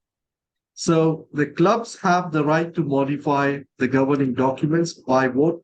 Some part of it could be done by the board, but majorly it's by the clubs across the world in the annual business meeting. So this is what typically a club constitution would look like. It has the name and purpose of the organization of the club, who will be the officers, who will govern the administration of the club, who takes the decision, who has the power of amending the club constitution, and how much can be amended. It talks about different kinds of membership, different kind of meetings, regular meetings, special meeting, about finances, and if we want to dissolve the club, what should we do later? So this plus a few more builds the whole club constitution. I know I got a message from a Toastmaster friend before beginning. And the request was, can you make this as funny as possible? Because it's a very boring subject, right? So I have very little room to make this very interesting if you find this boring, but try to pay a lot of attention, take notes if you wish. Our club constitution and bylaws for us in Toastmasters International, it's total of 12 articles. And whenever we build a new club, or if you were a new member of a charter club, of a new club, you were a charter member, you might have seen Form 6, especially if you were an ExCom member, a charter ExCom member of a new club. So you might recall Form number 6, and this is the club constitution. The club constitution has a small part in it called addendum, where you can modify things, but you have to make sure you don't go out of the framework what Toastmasters has given us. So in short, 12 articles, Form 6 in the charter document. Now, can we keep modifying the addendum? Yes, you can, even after the club is chartered. We have to go through 12 articles in a limited time. So I'm just going to touch some keywords. What I'm saying might not match word to word with the screen, but I'll try to cover as much as possible. Article 1 talks about the purpose of this Toastmasters Club. Okay, since we are discussing club constitution about Toastmasters, that's why we'll stick to club constitution given to us as Toastmaster clubs. Here is what we do. We talk about positive learning environment. We develop oral communication and leadership. We cultivate self-confidence and personal growth. Club actions to fulfill purpose. There are some verbs, some nouns I have put in bold, and this is exactly how we should achieve the purpose of the club. I'm just keeping it there so you can have a look, take a screenshot. Enhance effective communication. We boost up the contest experience, promote reading, listening, very constructive evaluations, teach parliamentary procedures, deliver leadership training, encourage credible, confident public speaking. So these are the few ways which helps us to achieve our purpose. And all what I'm saying is taken from the club constitution. The next article talks about membership. Now here is where you will get answers to a lot of questions which you had from years, which you may have now, or which may have come up from the previous session. Sometimes I got a request once. A father told me that my son is 17, looks like 19. Can they join Toastmasters Club? Now, the son actually didn't look 19, but 2021 to me, because he was kind of a basketball player. But can he join Toastmasters Club? As far as legality is concerned, no, he can't join. So, because our club constitution has 18 plus, so they can't join. We have no factors to discriminate, religion, caste, creed. We don't discriminate on that basis. There are 3 types of membership: active, inactive, honorary. And sometimes we do get confused what's active and inactive. So we're going to cover that later in the slides. We have a simple admission process. People can attend by invitation only. Nowadays, you see lots of posters on WhatsApp. I'm a 20-year-old Toastmaster. Those days, there used to be invitations. Could you attend my club meeting? Okay, but now posters fly around from one part of the world to another. So that's considered invitation already, right? You're inviting people, so it's counted. I'm just going to touch some keywords here. We have to be very careful what fee we say. I remember in 1 or 2 clubs I saw, the fee given to the guest by the treasurer is very different from the fee given by VP membership. So we should be on the same page, giving them proper admission process and the fee structure. Active membership. As you see on the screen, paid member in good standing, who attends in the meetings, who has the power to vote in the meeting, who shares responsibilities. Now, how do we become inactive? The ExCom can decide so. Or the active member can approach the ExCom and just say that I'll be gone for vacation. So you know what? Don't count me in the quorum. I'll make it easy for you. So just imagine you have a club of 20 members, 5 are not actively participating. And because of those 5, at times, we can't take some decisions which requires 2/3 of the people to vote for. Or by chance, from the remaining, if 5 are inactive, the remaining 15, only 8 active show up. So what happens? Again, we don't have a quorum. So this 5 can do a favor to talk to the ExCom and say, put us in inactive from this to this date so you can take decisions. You can have successful club business meetings. You can vote for proposals. If the ExCom cannot wait for them to approach them, right? If they are not approaching, the ExCom has the right to approach them and take the decision on their behalf. That, sorry, I didn't see you for past 6 months, and I think we can consider you inactive. Okay, so that's how we classify active and inactive. Continuing on the Article 2 again in membership, honorary membership, this is given to probably some seniors in your club who are very busy now, retired probably, or they don't have time to attend club meetings. They're busy with their grandchildren, right? So they don't have time anymore. We want them to enjoy their life after retirement, but at the same time, we don't want to lose them, because even if they come once a year, they bring all that wisdom. Sometimes you need them to be a chair of a committee to share their wisdom. So we don't want to lose them. I'm just giving you an example here. So what do? The club votes for these members and puts them under the category of honorary membership, where they don't pay the fee, the club will end up paying their fee, if that's the agreement. But they don't have the power to vote, hold any official office, or participate in any speech contest. Anyone here falls under that category, or you have seen any members under honorary membership?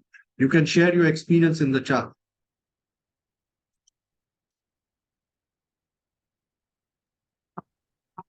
Discipline and expulsion. Now,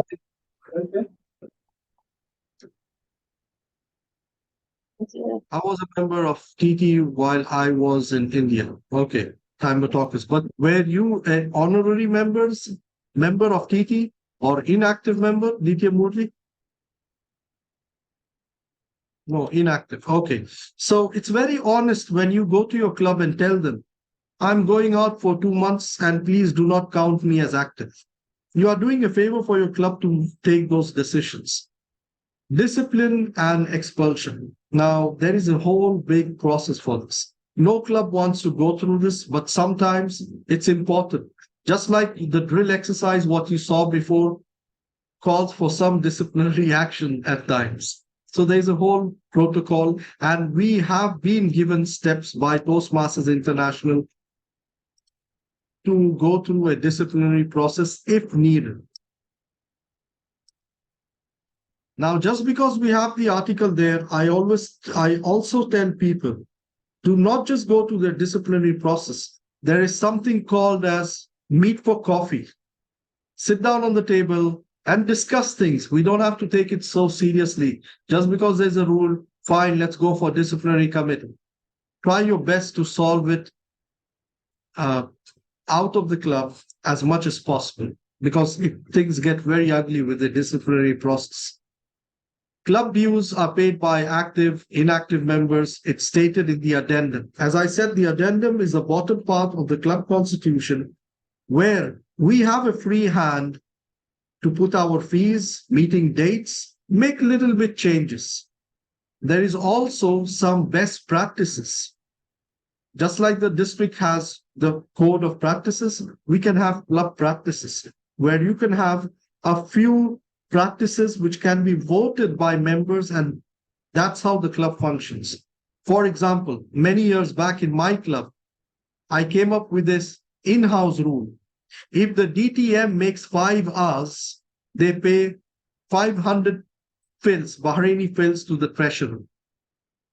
So that was approved by the members. What happened? The treasurer became very rich. The club became rich because many DTMs, to correct themselves, in the beginning, there were a lot of hours, but 500 fils by each DTM took a few months, and the club was in good financial shape.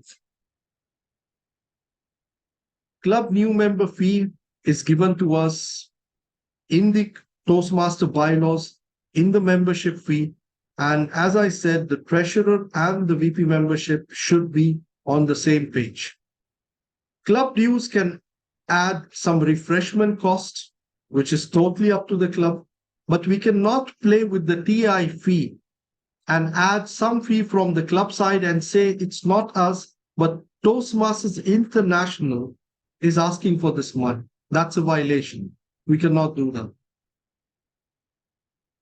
The reinstatement fee is again mentioned in our addendum, and we can charge members accordingly. Transfer to another club. Sometimes a few people don't know that there is this option. For any reason, I'm migrating out of the country, or I'm not happy with my current club, Toastmasters International gives us this option to transfer to another club. So we have these options which protects clubs and their members. And that's the beauty about our Toastmasters International. They got us covered in many ways. Talking about Article 4, meetings and notice, regular meetings mentioned in the addendum, they can be special meetings, but there are ways to call the special meetings. It could be club executive committee calling for a special meeting or the president. So there can be special meetings, but there are some rules for special meetings. Club executive committee meeting depends how frequently the ExCom wants to meet. It's mentioned in the addendum. Now, do you see the third bullet point under the word notice?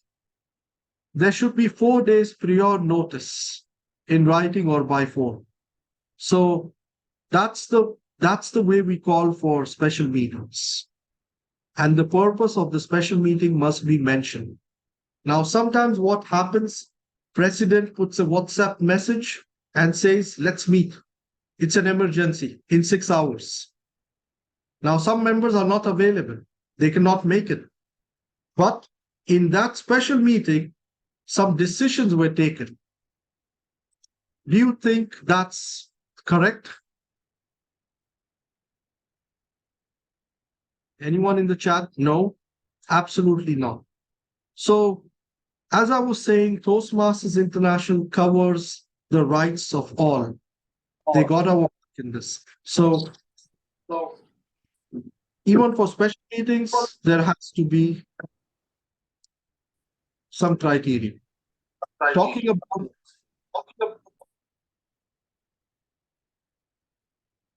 our host, could you take care of mics which go unmute? Yes. Thank you. Yes. Yeah. Talking about Article 5, quorum and voting. Now, it was covered in the Parliamentary Procedures workshop by our ID Frank. That's very important. And here is where those inactive members take space in the pool of active members where we can't take those decisions. We can't have a quorum because sometimes I notice when club presidents, they come and complain to us, we can't take decisions. We don't have a quorum. I ask them the question, did you categorize active, inactive? They didn't. And sometimes we don't want them to be, how can I say this, feel bad emotionally. That, sorry, can you become inactive? It's nothing to be offended. Just become inactive if you are busy with life. Come back when you're ready. We need to conduct our business meetings. We need to take decisions. We can't take this because only 8 members are showing up. So it's unfair. We can't decide when will be our club speech contest. We can't decide, should we have a French contest at the club level? We can't decide, should we have a tall tales contest? All the motions are not winning, or maybe we don't have a quorum. So definitely we have to take some leadership steps to make a clear line between active and inactive members. Sometimes on a very lighter note, I see honorary members are more active than active members. So that happens. Okay, so in either ways, even in the club ExCom, decisions must be taken as per their quorum, which is not the quorum in the normal business meeting of a club. Each member has a right to vote. Now, sometimes people think that at the club level, we have proxies. So no, there are no proxies at the club level. Fine, that's given, no proxies. Okay, majority of present active members with quorum for decisions, that's 50% plus 1, 51%. Article 6, I will quickly rush through this because you all attended, most of you attended the club officers training. or you know who are the ExCom officers in your club, right? And you kind of know what are their duties. So I won't go through this, but I just want to tell you that all the officers are listed in the club constitution. These are the officers who get credit, educational credit. These are the officers who have votes in the area council and in the district council. Fine. What I mean by these, who are the 3 officers who have votes in the from the club, who have votes in the area council? Can you put that in the chat quickly?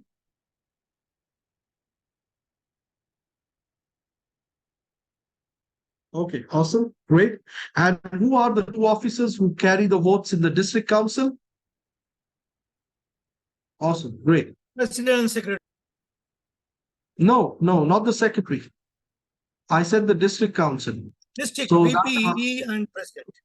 Yeah, and who are the authorized people who can give proxies for the annual business meeting at the TI convention? Any member, active member attending. No, but who gives those proxies? President and Secretary. Very good. So we should know this, right? Even the president and secretary must discuss with the ExCom, with the House, if they are giving any instructed votes. So there is uninstructed votes and instructed votes. It's something to do with the annual business meeting. Where is the next TI convention?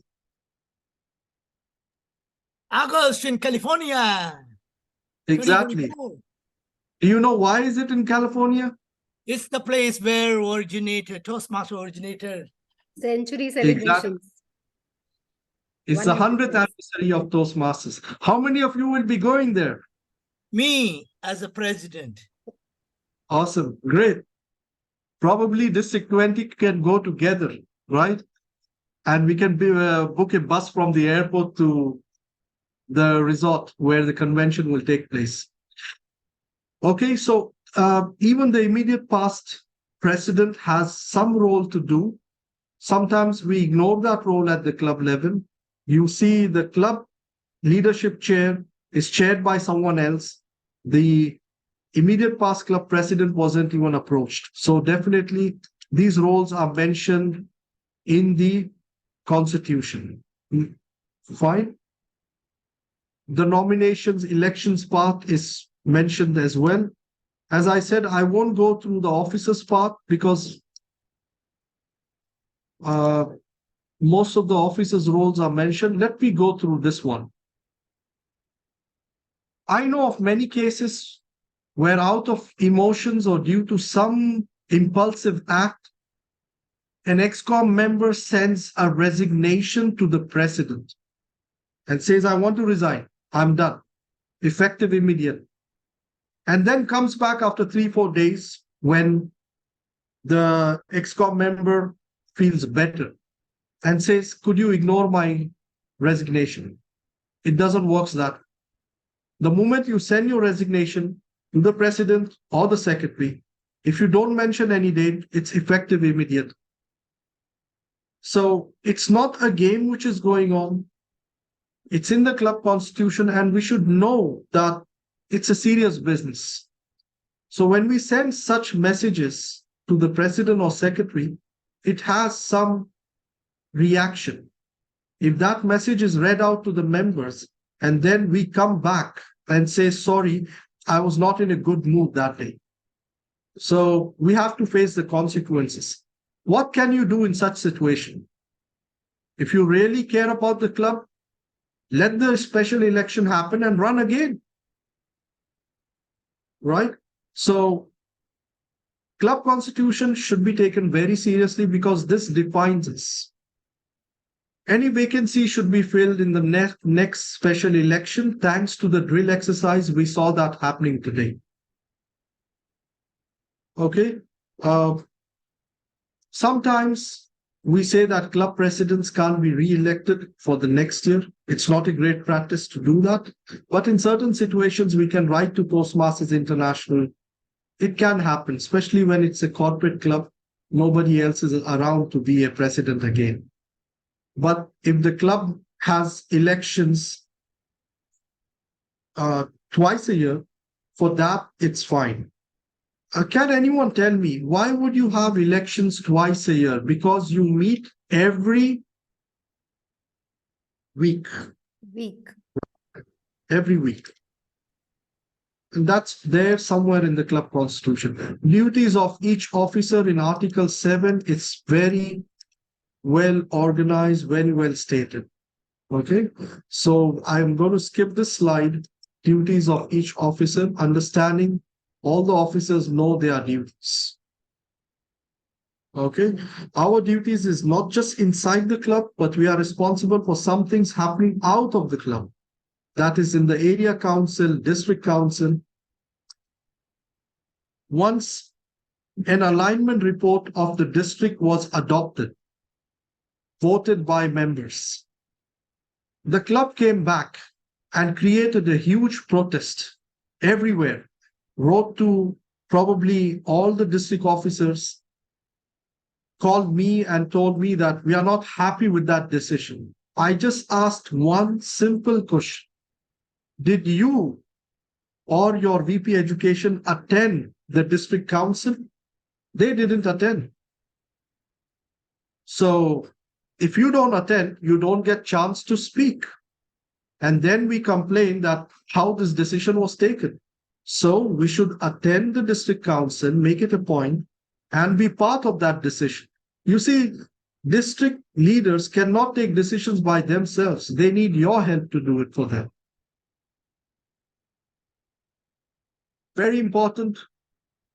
Article number 8, committees. A lot of these committees are never formed in hundreds of clubs. Especially, I know a few, when I tell them, do you have a social and reception committee? They don't. It's not a must, but it's a good practice. Because one person cannot do everything at times. They need some committees. Now, when you establish these committees, the head of these committees are by default the ExCom members. For example, head of education committee is the VP Education. They should watch this committee. They should guide them, instruct them. So a committee member shouldn't feel that they are superseding an ExCom member. It's a committee to support the club. It's not a committee to take decisions for the club. Okay, so you can have more committees. But if you're having more committees, it shouldn't confuse other committees. It shouldn't confuse the whole club constitution process. For example, I cannot come up with a committee which is enhanced PR public relations committee. We already have a PR, we have a public relations committee. I can't come up with a committee where I say social reception and then a logistics committee, because this both can be merged. And all these discussions must happen at the club ExCom level.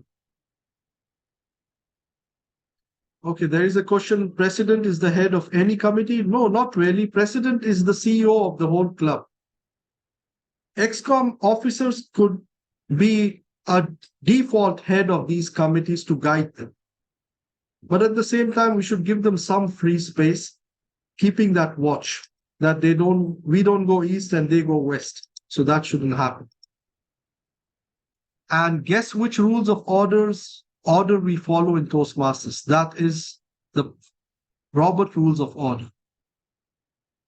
So Toastmasters International follows Robert Rules of Order at the club level and the district level. You can appoint parliamentarian. It's not a must, but appointing one, it's good. If every club does that, you will have at least one member reading parliamentary procedures, enhancing their skill. Then every term, you can have one member prepared. That's how I became a certified parliamentarian. So someone challenged me. I read the book for many years, did a lot of workshops, and that's why I qualified to become a certified parliamentarian. Else I would never become one. All the clubs have an affiliation to Toastmasters International. We cannot say we are separate entity, and why should we not follow branding? Or why should we follow branding? You know, Or I'm a corporate Toastmasters club. Why should I listen to Toastmasters? Sometimes we feel that we are doing a favor by chartering a club, and we are doing a favor for Toastmasters International. It's the other way around. Toastmasters International is allowing us to use their name and their program for us to become better communicators, better leaders. So thanks to them, it's not the other way around. So we are using their logo, we are using their name, their material, their paths to develop ourselves. So yes, they are doing a favor on us, right? I see sometimes different badges made in local market with Toastmasters logo. If the head of branding at World Headquarters sees this, my God, they will have a hell of a night in not a very positive way. So we are responsible for branding. We are responsible for keeping all that intact. We are affiliated to district. So it's not like we can say we will not attend the district council. Sorry. We are responsible to attend district council. We have certain financial obligations. We cannot start charging 1,000 Bahraini dinar for membership. We should be reasonable, right? We are a separate legal entity in a way according to our governing documents. Do you know why? Because all the clubs around the world are responsible for their own budget and actions. If a club does some violations locally, we cannot blame Toastmasters International for it. So it's in our governing documents. The local authorities will question that club. So the club cannot dodge the ball and say, don't talk to us, talk to the member of board, or talk to our PQD Yasser. He's responsible. He made us do all these violations. So it doesn't work that way. Fine. The district is not responsible, not Toastmasters International, not the board, but the club, because you have an ExCom, you have a president, you have a treasurer, so you are accountable and responsible. You are responsible for your own debts. For example, a club went and signed a contract with a hotel to do their meetings, and then you don't pay them. Who do you think the hotel will come after? The club, right? They won't come after our Division A director. So the Division A director will say, I'm not even a member of that club. Why are you calling me? So they will direct the hotel to call the president or the treasurer of that particular club. So we need to be careful as a separate entity in this matter.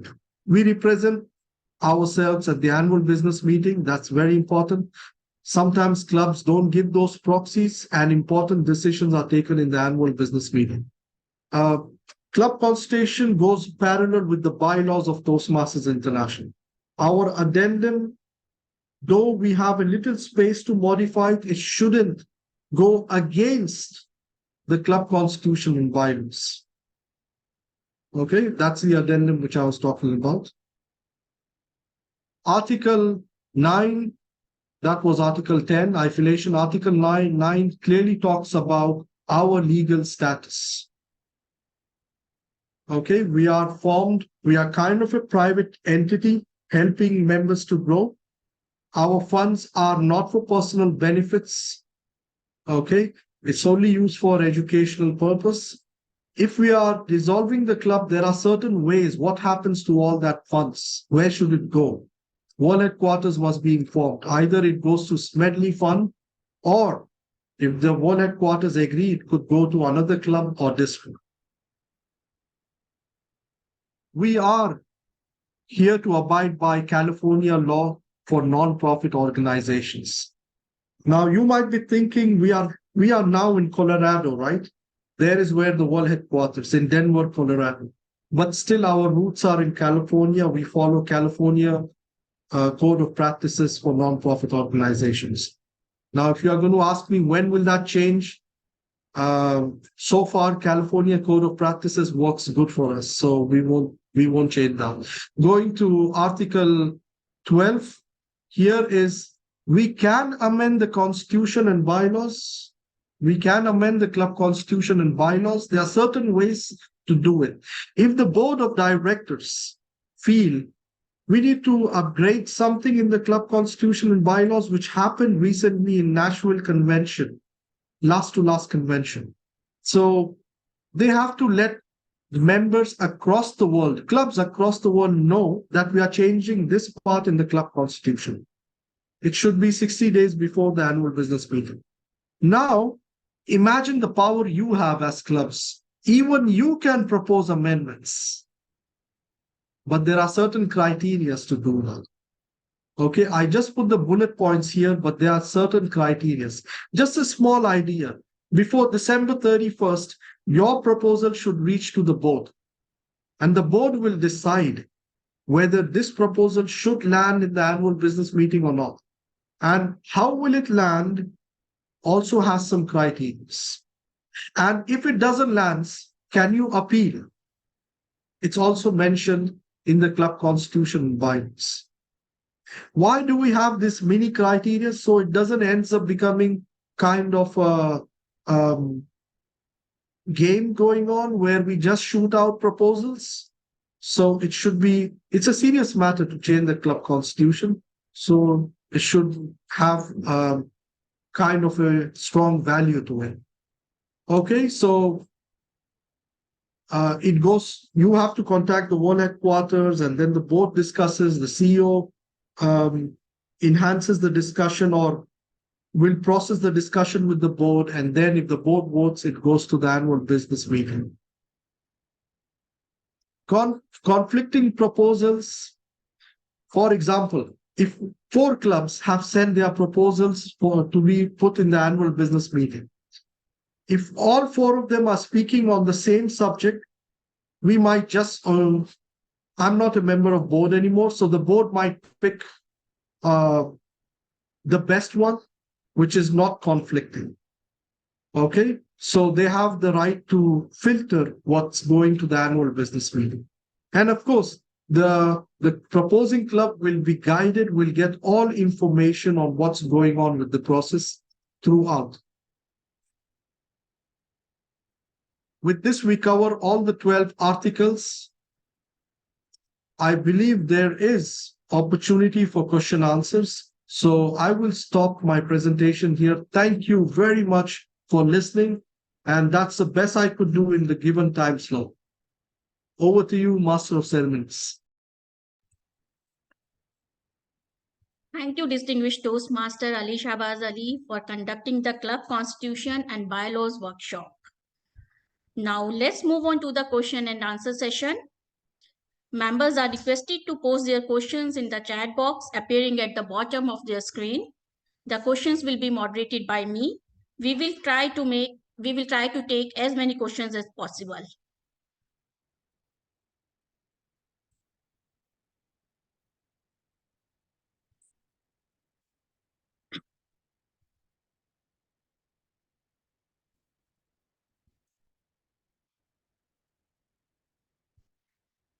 Okay, we have a question from audience. This question is for distinguished Toastmaster Ali Shahbaz Ali. You mentioned somewhere 2/3 majority is needed. Can you please tell us where it is? When you go to the club constitution and bylaws, you will find that, for example, if I recall correctly, honorary membership, when you decide who should be getting honorary membership, that is not by simple majority. You need a little more. You need 2/3 to decide such situation who should be given honorary membership. So that is one instance where 2/3 can be practiced. The other word for 2/3 could be super majority. Then there is a simple majority and super majority.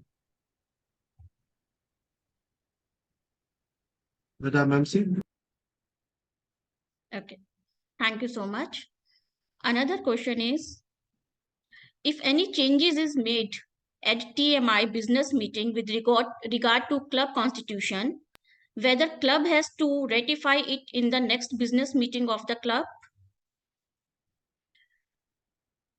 Any changes? Okay, is that the complete question? Yeah. So, anything we want to propose in the annual business meeting, it has to be approved by the club first. Nothing can go to the board to put into annual business meeting without club approval, right?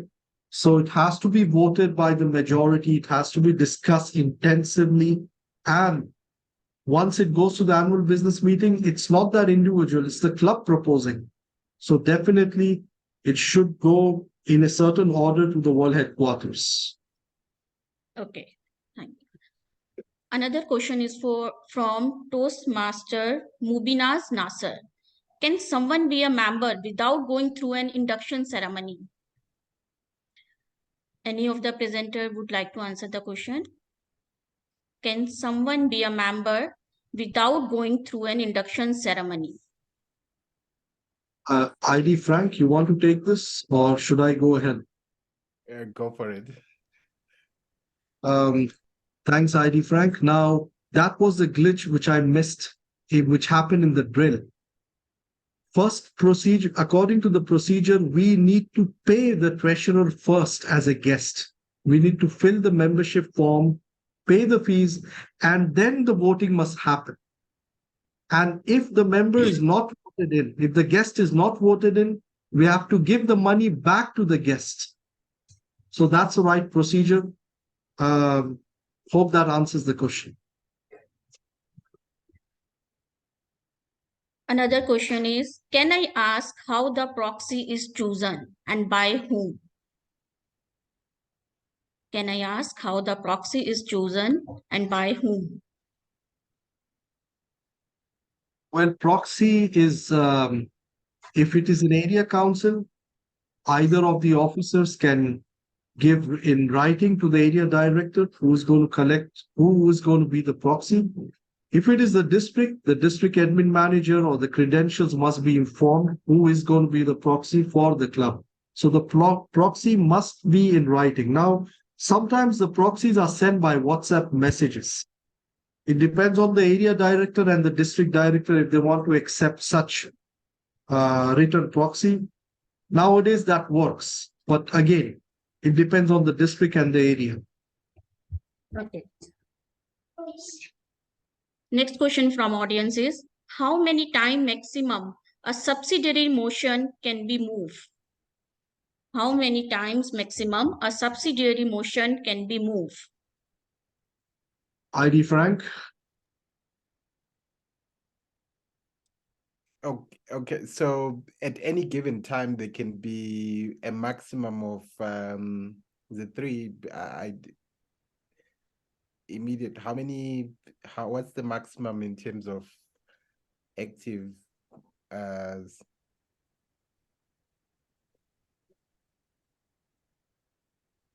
I'm trying to better. So how many? When I'm just seeking clarity. When how many times can a subsidiary motion can be moved? Or how many amendments, for example, or something is, for example, I think you can amend for as many amendments as is necessary for the discussion if I got the question correctly. Okay. Another question we have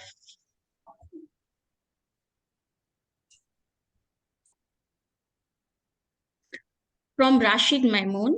Are divisions allowed to organize speaker to trainer? Are divisions allowed to organize speaker to trainer? For whom is that question? Any of the presenters would like to answer, please. Well, that's a very controversial subject. Division and districts can only organize, they cannot organize open houses, they cannot organize speech contests, they cannot organize youth leadership program, but they can organize an event which fulfills district mission. Now, the answer to this is, does speaker to trainer fulfills district mission? Does it helps build new clubs? Does it helps your members achieve excellence? So The question is to the district expo. Okay. Thank you so much for the answer. Next question is for distinguished Toastmaster Frank. Using a gavel is part of parliamentary procedure. Please enlighten us on the proper ways when to tap the gavel during the business session. Well, I'm not 100% sure whether Robert's Rules of Order includes a gavel, but of course, the gavel itself is quite symbolic of what's happening. So you'd use a gavel, for example, when calling the meeting to order or adjourning the meeting, or sometimes if you want to maintain order, the gavel is used to do that. Remember, the gavel is used to indicate in our business settings who has control. So normally you will bang it, of course, not in a threatening manner, but you can bang it just to maintain order during the actual session. So that's how one would use the gavel. Okay. We have one more question from Toastmaster Ramanujam. Now with dues of self-pay enabled, whether a rule can be added in the addendum that the member will not be in good standing if club dues are not paid even through TMI dues are paid.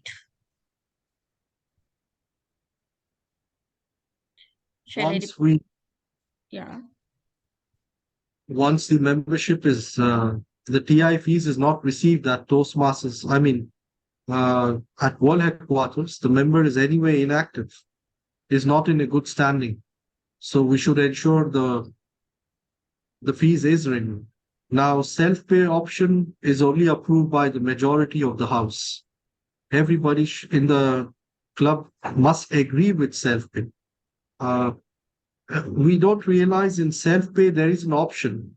If any member is not allowed to use self-pay for any reason, maybe that member has to go through a disciplinary process, and the club is worried that member may go and renew themselves, and that member is actually going through a disciplinary process.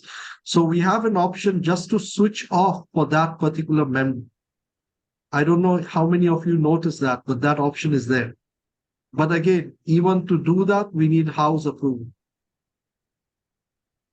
Okay. MC? Okay. Another question is, if one of the ExCom member, like president, if he or she is not active in his position, then what should we do? What is the response of that?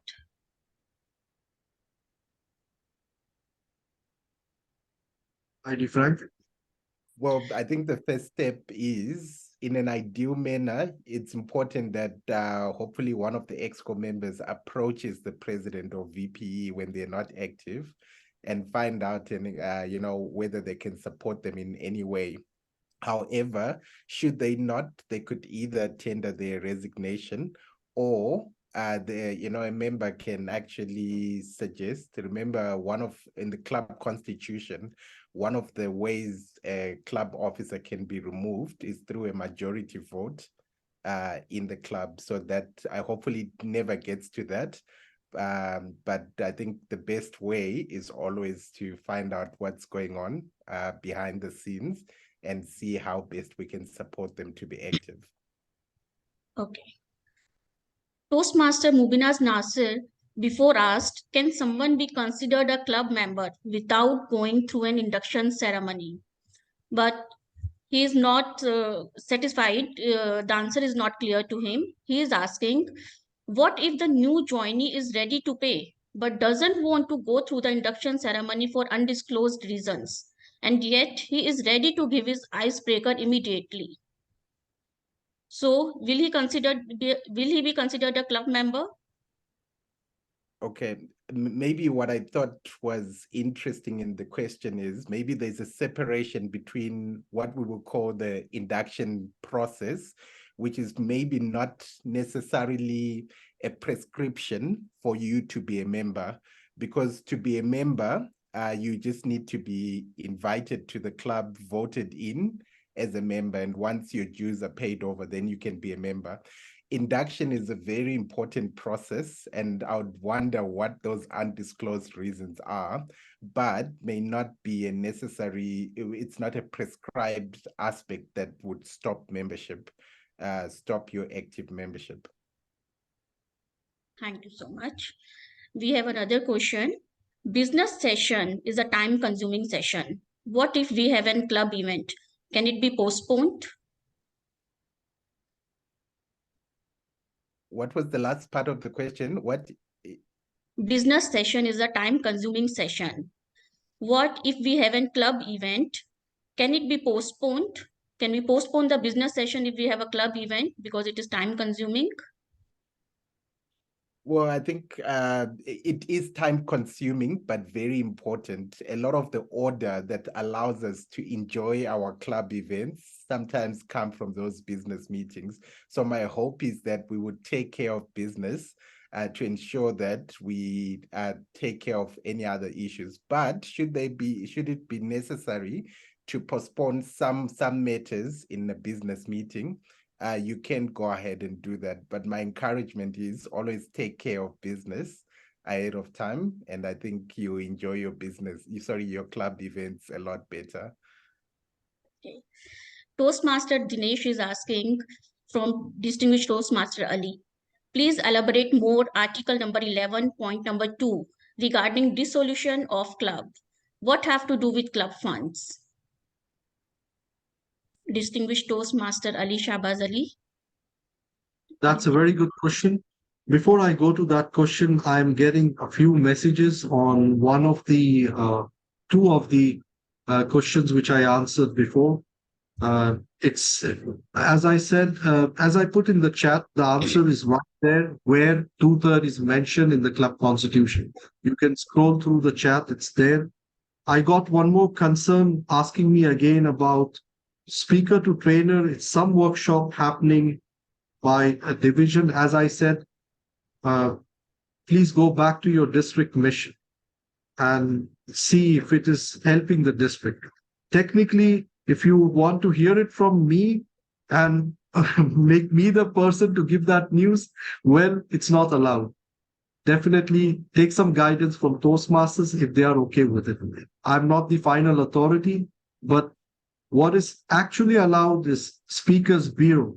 District can conduct trainings on that purpose under Speakers Bureau or something which is achieving the district mission.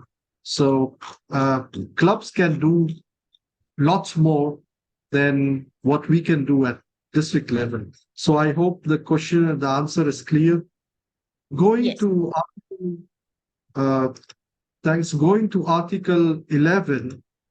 So this happened recently in one of the clubs where there were some funds. The club was going to close, and there was some good amount of funds. So what happens with that funds? We have to know all the money collected under Toastmasters International name belongs to Toastmasters International.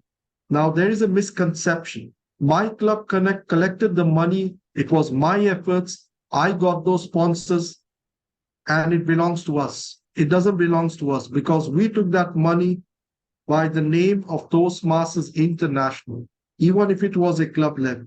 So that money belongs to Toastmasters. It should go back to them under Smedley Fund, or it should benefit some other club. So these are the two ways how we can take care of that fund. Or what I did with this club, which I'm talking to you about, we rebranded the club and we took over, and we are using the funds for the same club with a new name. Madam, Toastmaster Mona is asking how the proxy is chosen and by whom.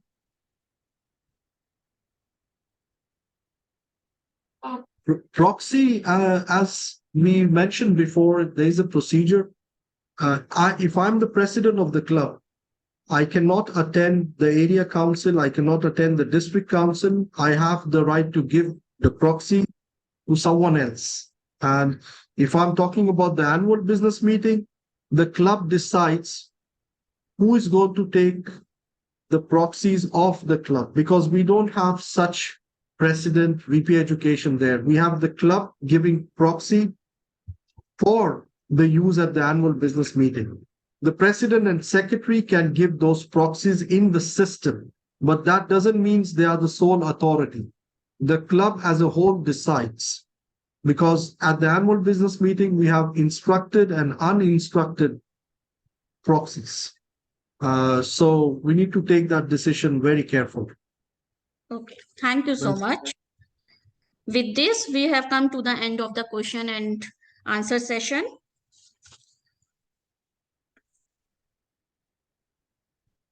Ladies and gentlemen, attitude of gratitude is an important part of life.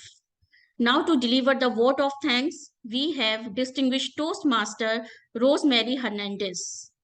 She is a certified public accountant, chartered president of PBB Toastmasters Club, past Area 15 director, Triple Crown awardee, immediate past president of Vika Toastmasters Club, current treasurer of PBB Toastmasters Club, vice president of Filipino Club Bahrain.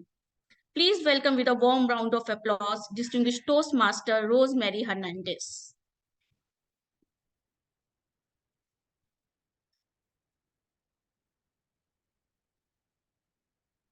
Thank you, Toastmaster Monica. Dear Toastmasters, invited guests, ladies and gentlemen, it's my privilege to propose a vote of thanks on this occasion.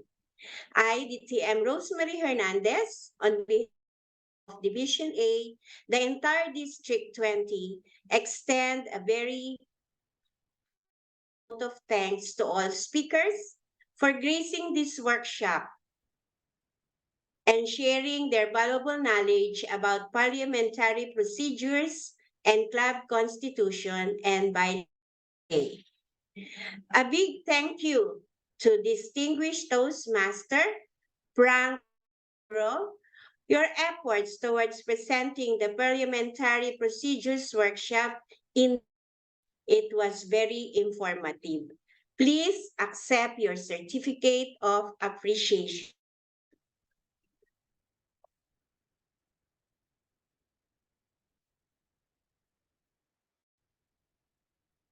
Thank you very much, distinguished Toastmaster Frank Suro.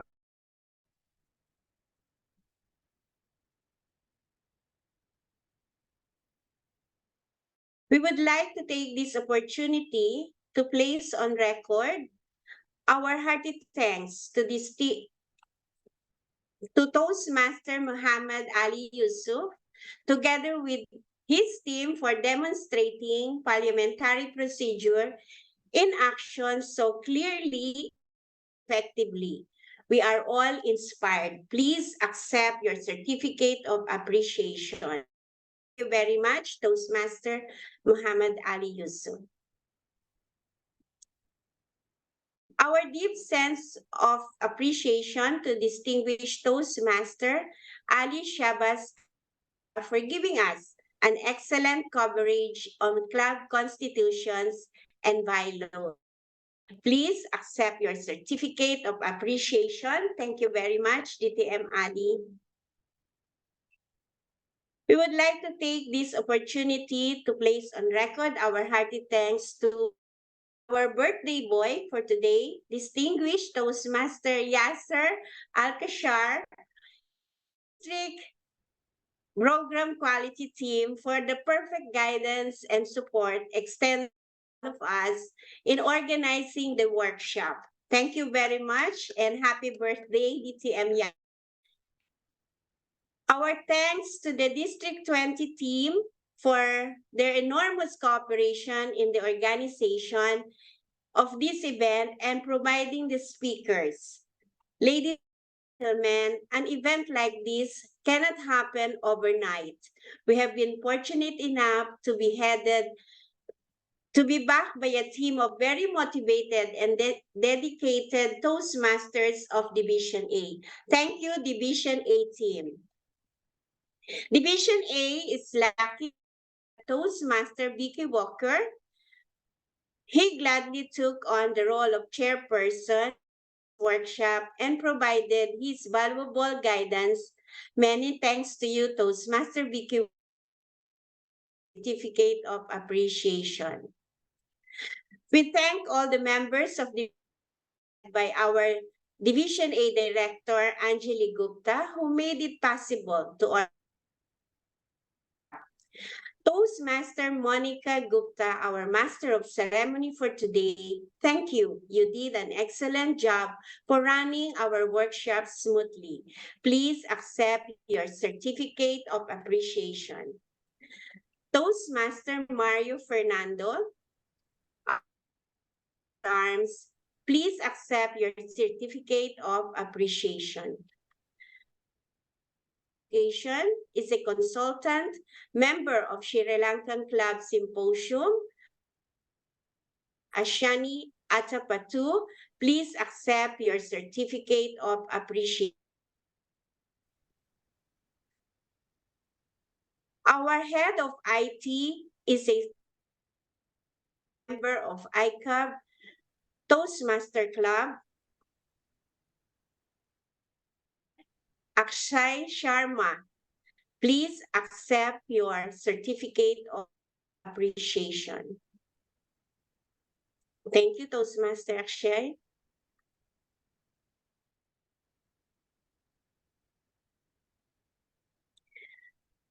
The lady behind all the beautiful posters we have released, our head of public relations, Toastmaster Imelda Corralde. Please accept your certificate of appreciation.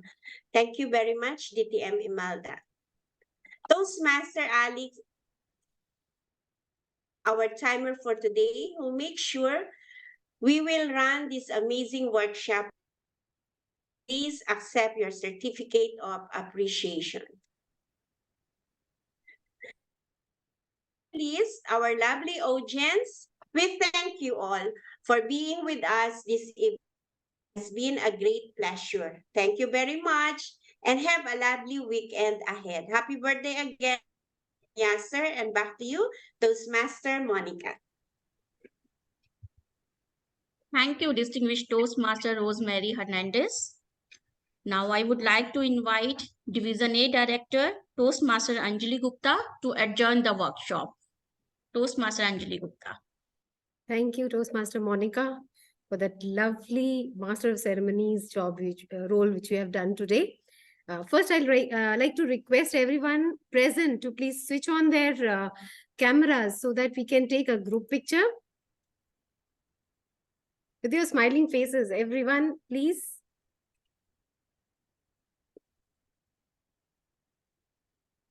Yes. Someone somewhere is taking pictures, so we can smile.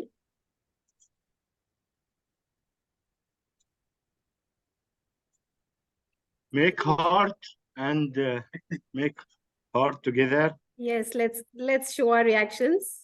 How we have enjoyed the workshop. Yes. Just put a cake for yourself. Yes, we can build a cake. Makes for a very beautiful picture. Thank you. 1 second, I want to take the picture on the second slide as well in the gallery. Yes.